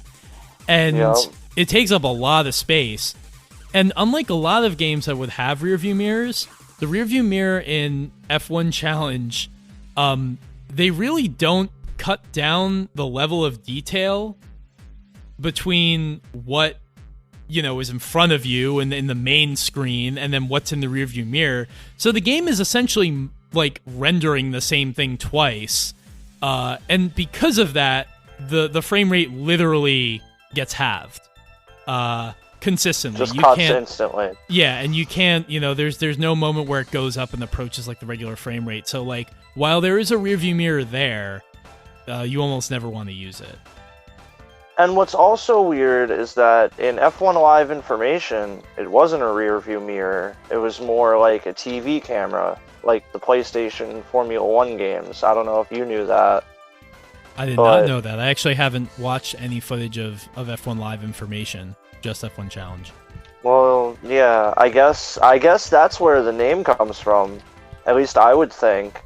Because if you hit the rear view button in that version, the little picture-in-picture window that pops up is more like a camera around your car than a rear view like it is in the US, and I would assume the European versions. I haven't played the European one. I've only played the US one. And a little bit of the Japanese. A few things about the F1 Live Information portion. That version of the game, that Japanese release, had a very TV-centric focus because it was actually something kind of skipped over earlier. The way that they got the FOCA license was through Fuji Television, and even up until I'd imagine that. Even up until like probably 2008 or 2011 or something like that, if you ever watch like the Japanese Grand Prix, it was the one race a year that was actually not produced by FOM, Formula One Management. Yeah, it was produced by Fuji.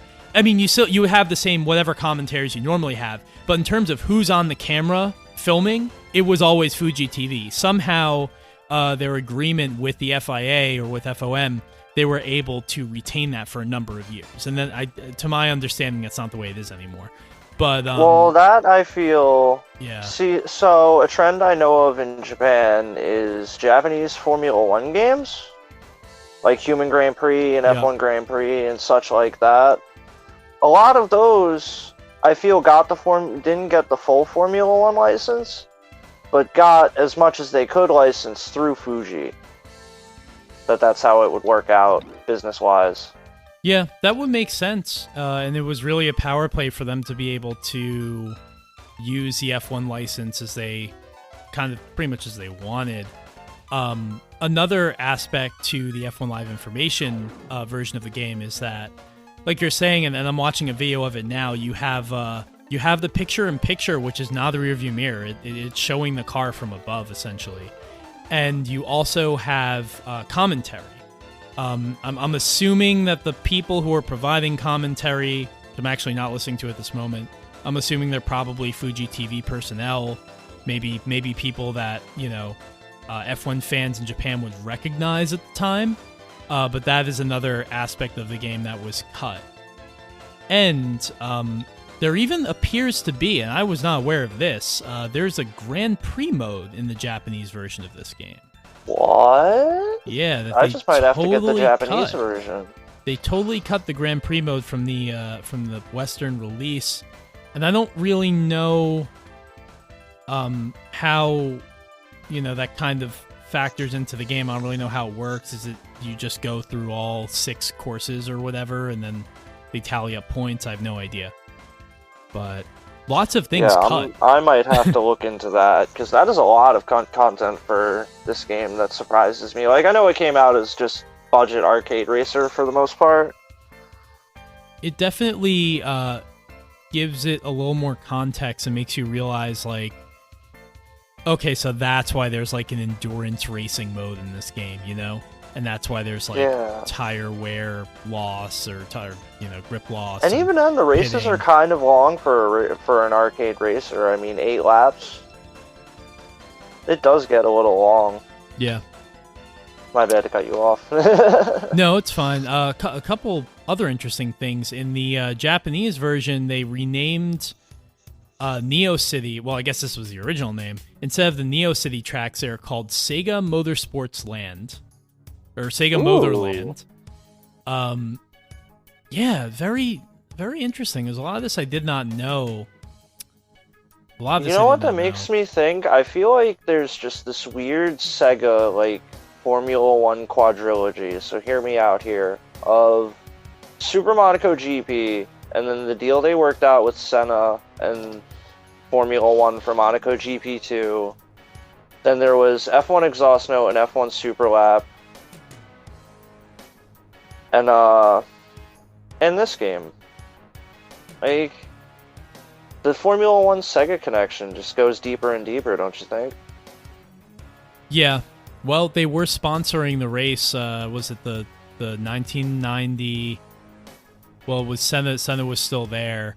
So I think it was the 93 European GP at Donington, where they had the Sonic Trophy. So, yeah, Sega definitely had a close relationship with F1, obviously had a close relationship with Senna. Another thing is, as I'm watching footage of this game, I really want to call attention to is the...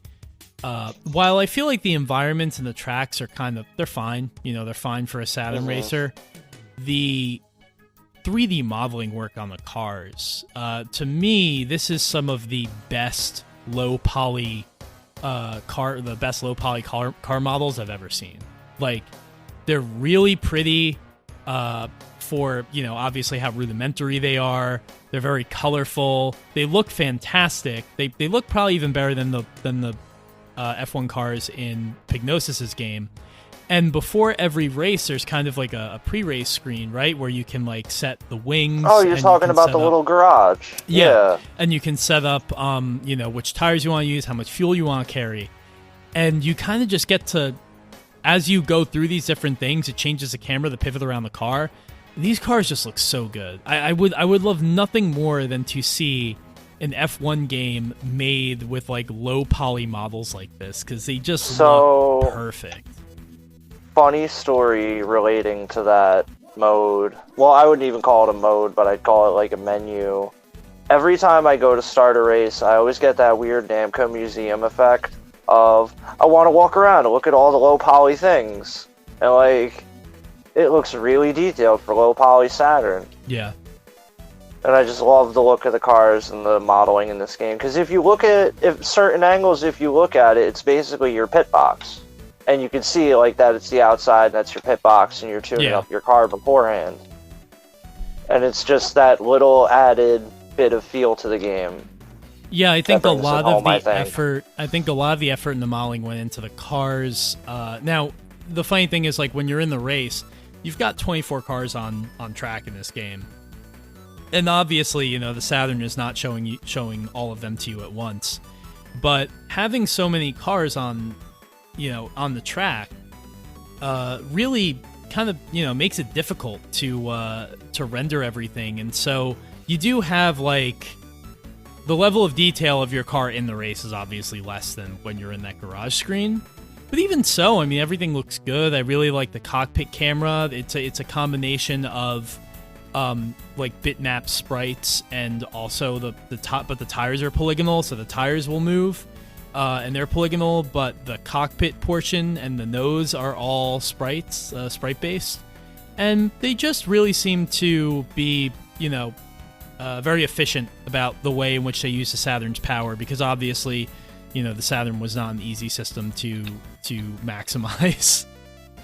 I'd go as far as to say that it has that arcade Super Monaco GP feel, where the dashboard's stationary, but the tires and hands move. Yeah. Well, there's Even though you don't see the wheel in F1 Challenge, but you see the tires turn at least. There's no wheel or hands, but it is pretty... It's impressive even just how much, like, the tires move, because they also move not just laterally, but also up and down vertically. Mm-hmm. So...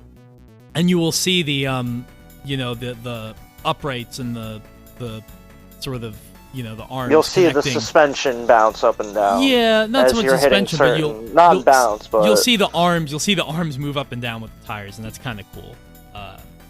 So yeah, it's just. I just remembered what Sega CD game I was thinking about. I'm sorry to cut you off, Adam, but Formula One Beyond the Limit was the other game I was thinking of in that F1.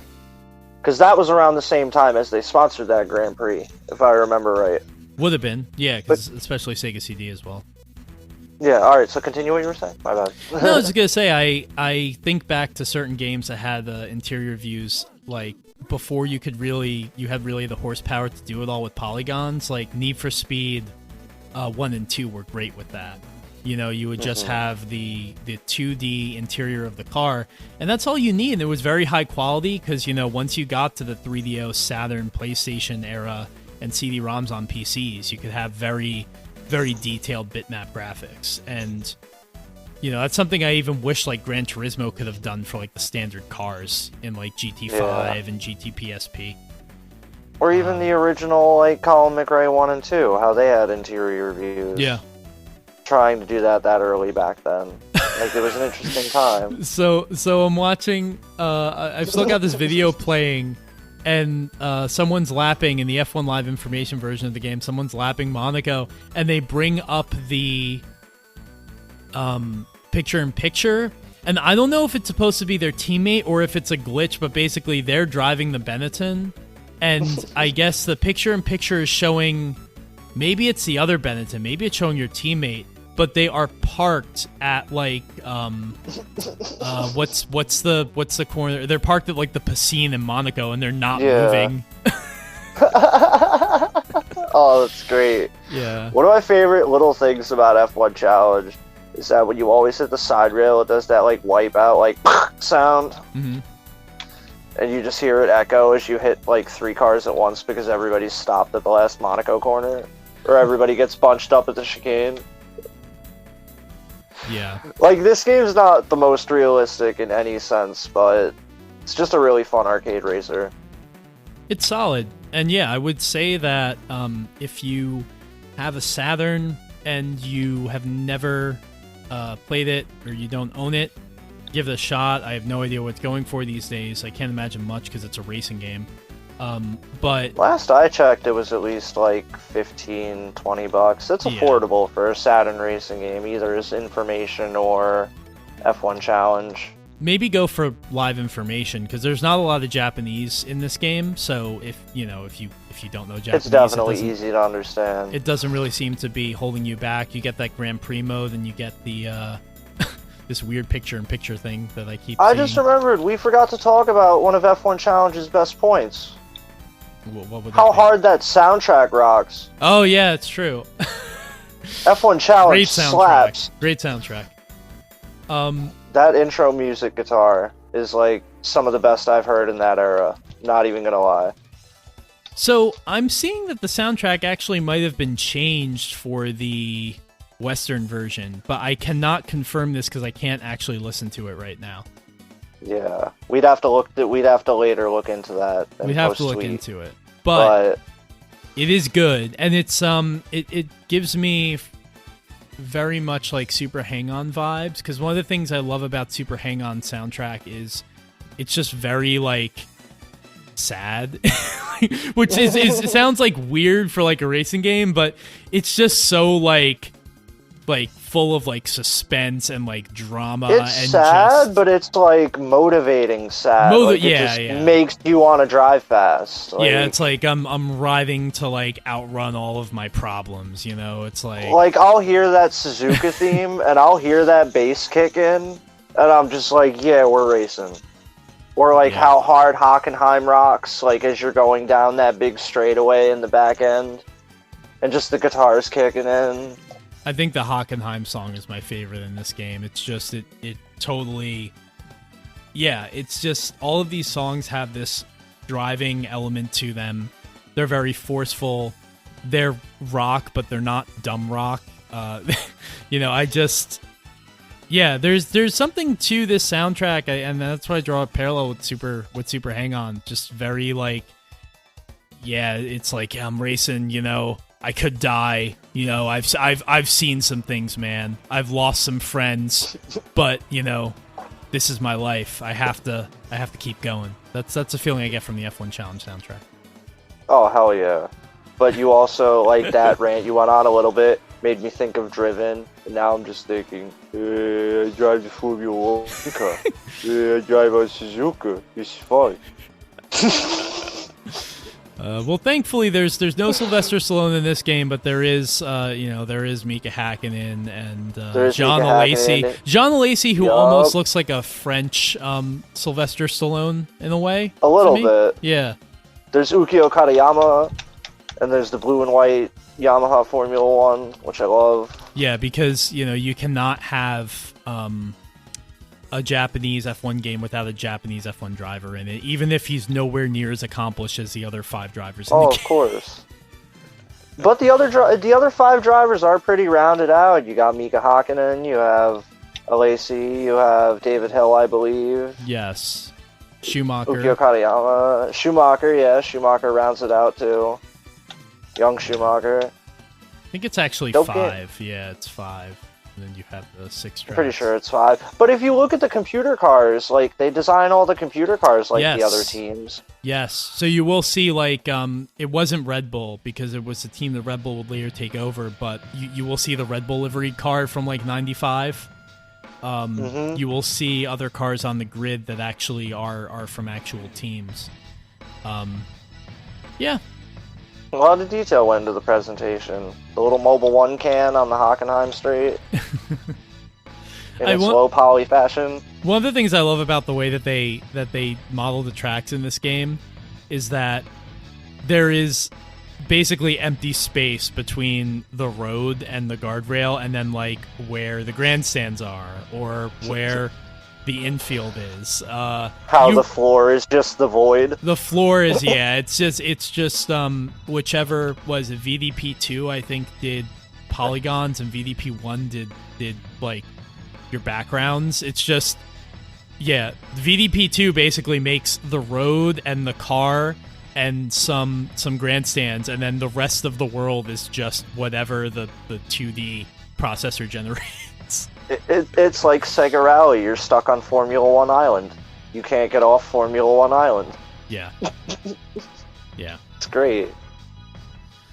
Yeah, so I mean that's pretty much everything I got to say about F1 Challenge. I'm glad, one of the great things about doing this this little series for episode 50 is that we're talking about some games. Well, one of the games we talked about was Gran Turismo Sport, but we're talking about two games in particular that I don't think really would probably ever get their own episodes. So it's cool to do like a mini show, just chat about F1 Challenge. Yeah, I would say unless we did like a big Sega F1 extravaganza, we wouldn't really talk about F1 Challenge often, as much as we love it. Yeah, it's a good addition to the Saturn, the Saturn racing game, third-party racing game grouping, which is, as we've said, hit or miss. But I think, especially if you're only spending $15 on this, I mean, when I got it, it was probably 10 years ago, and retro game prices were not what they are now, so I think I only spent 10. But yeah, about the same. Saturn prices have been up and down lately. Everything's been up, and especially with the pandemic. That is true. But give it a shot. Everybody's trying to get all those Saturn games, but hell yeah, give F1 Challenge a shot, or get F1 Live information. Inform yourself. Inform yourself with F1 Live information. All right, well, thank you so much, Jason. It's always a pleasure, always teaching me something about the Sega racing game I didn't know. Oh, not a problem, Adam. I mean, glad to know we share the same roots on Ridge Racer. I'll be sure to forward along everything I've learned to Brendan, because I don't think. Oh yeah, we need to get Bren F1 Challenge. Bren needs to play F1 Challenge if he's played Formula One games. Dude, that guy's got a list of games I keep trying to get him to play so that we can do shows on them. So he's got to get through that first.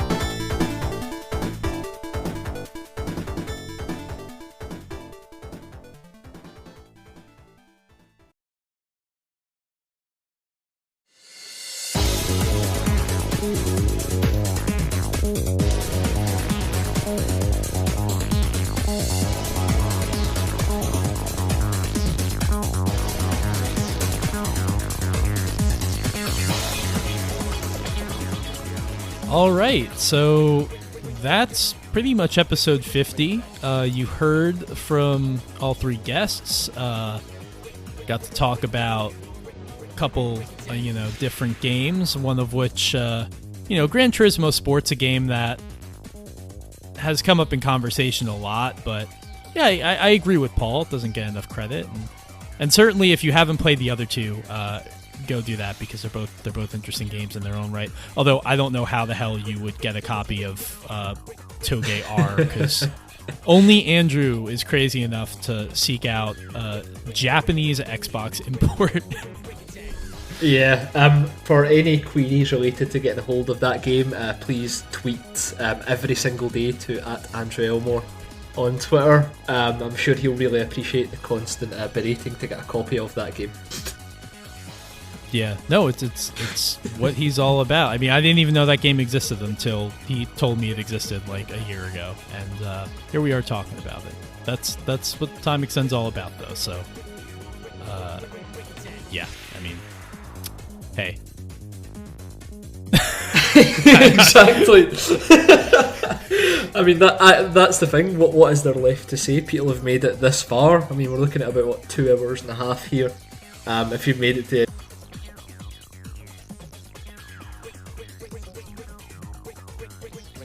Yeah, and I guess with that, I think the one thing left to say is just thanks. Thanks for following us, thanks for listening to this, thanks for supporting us over the years, and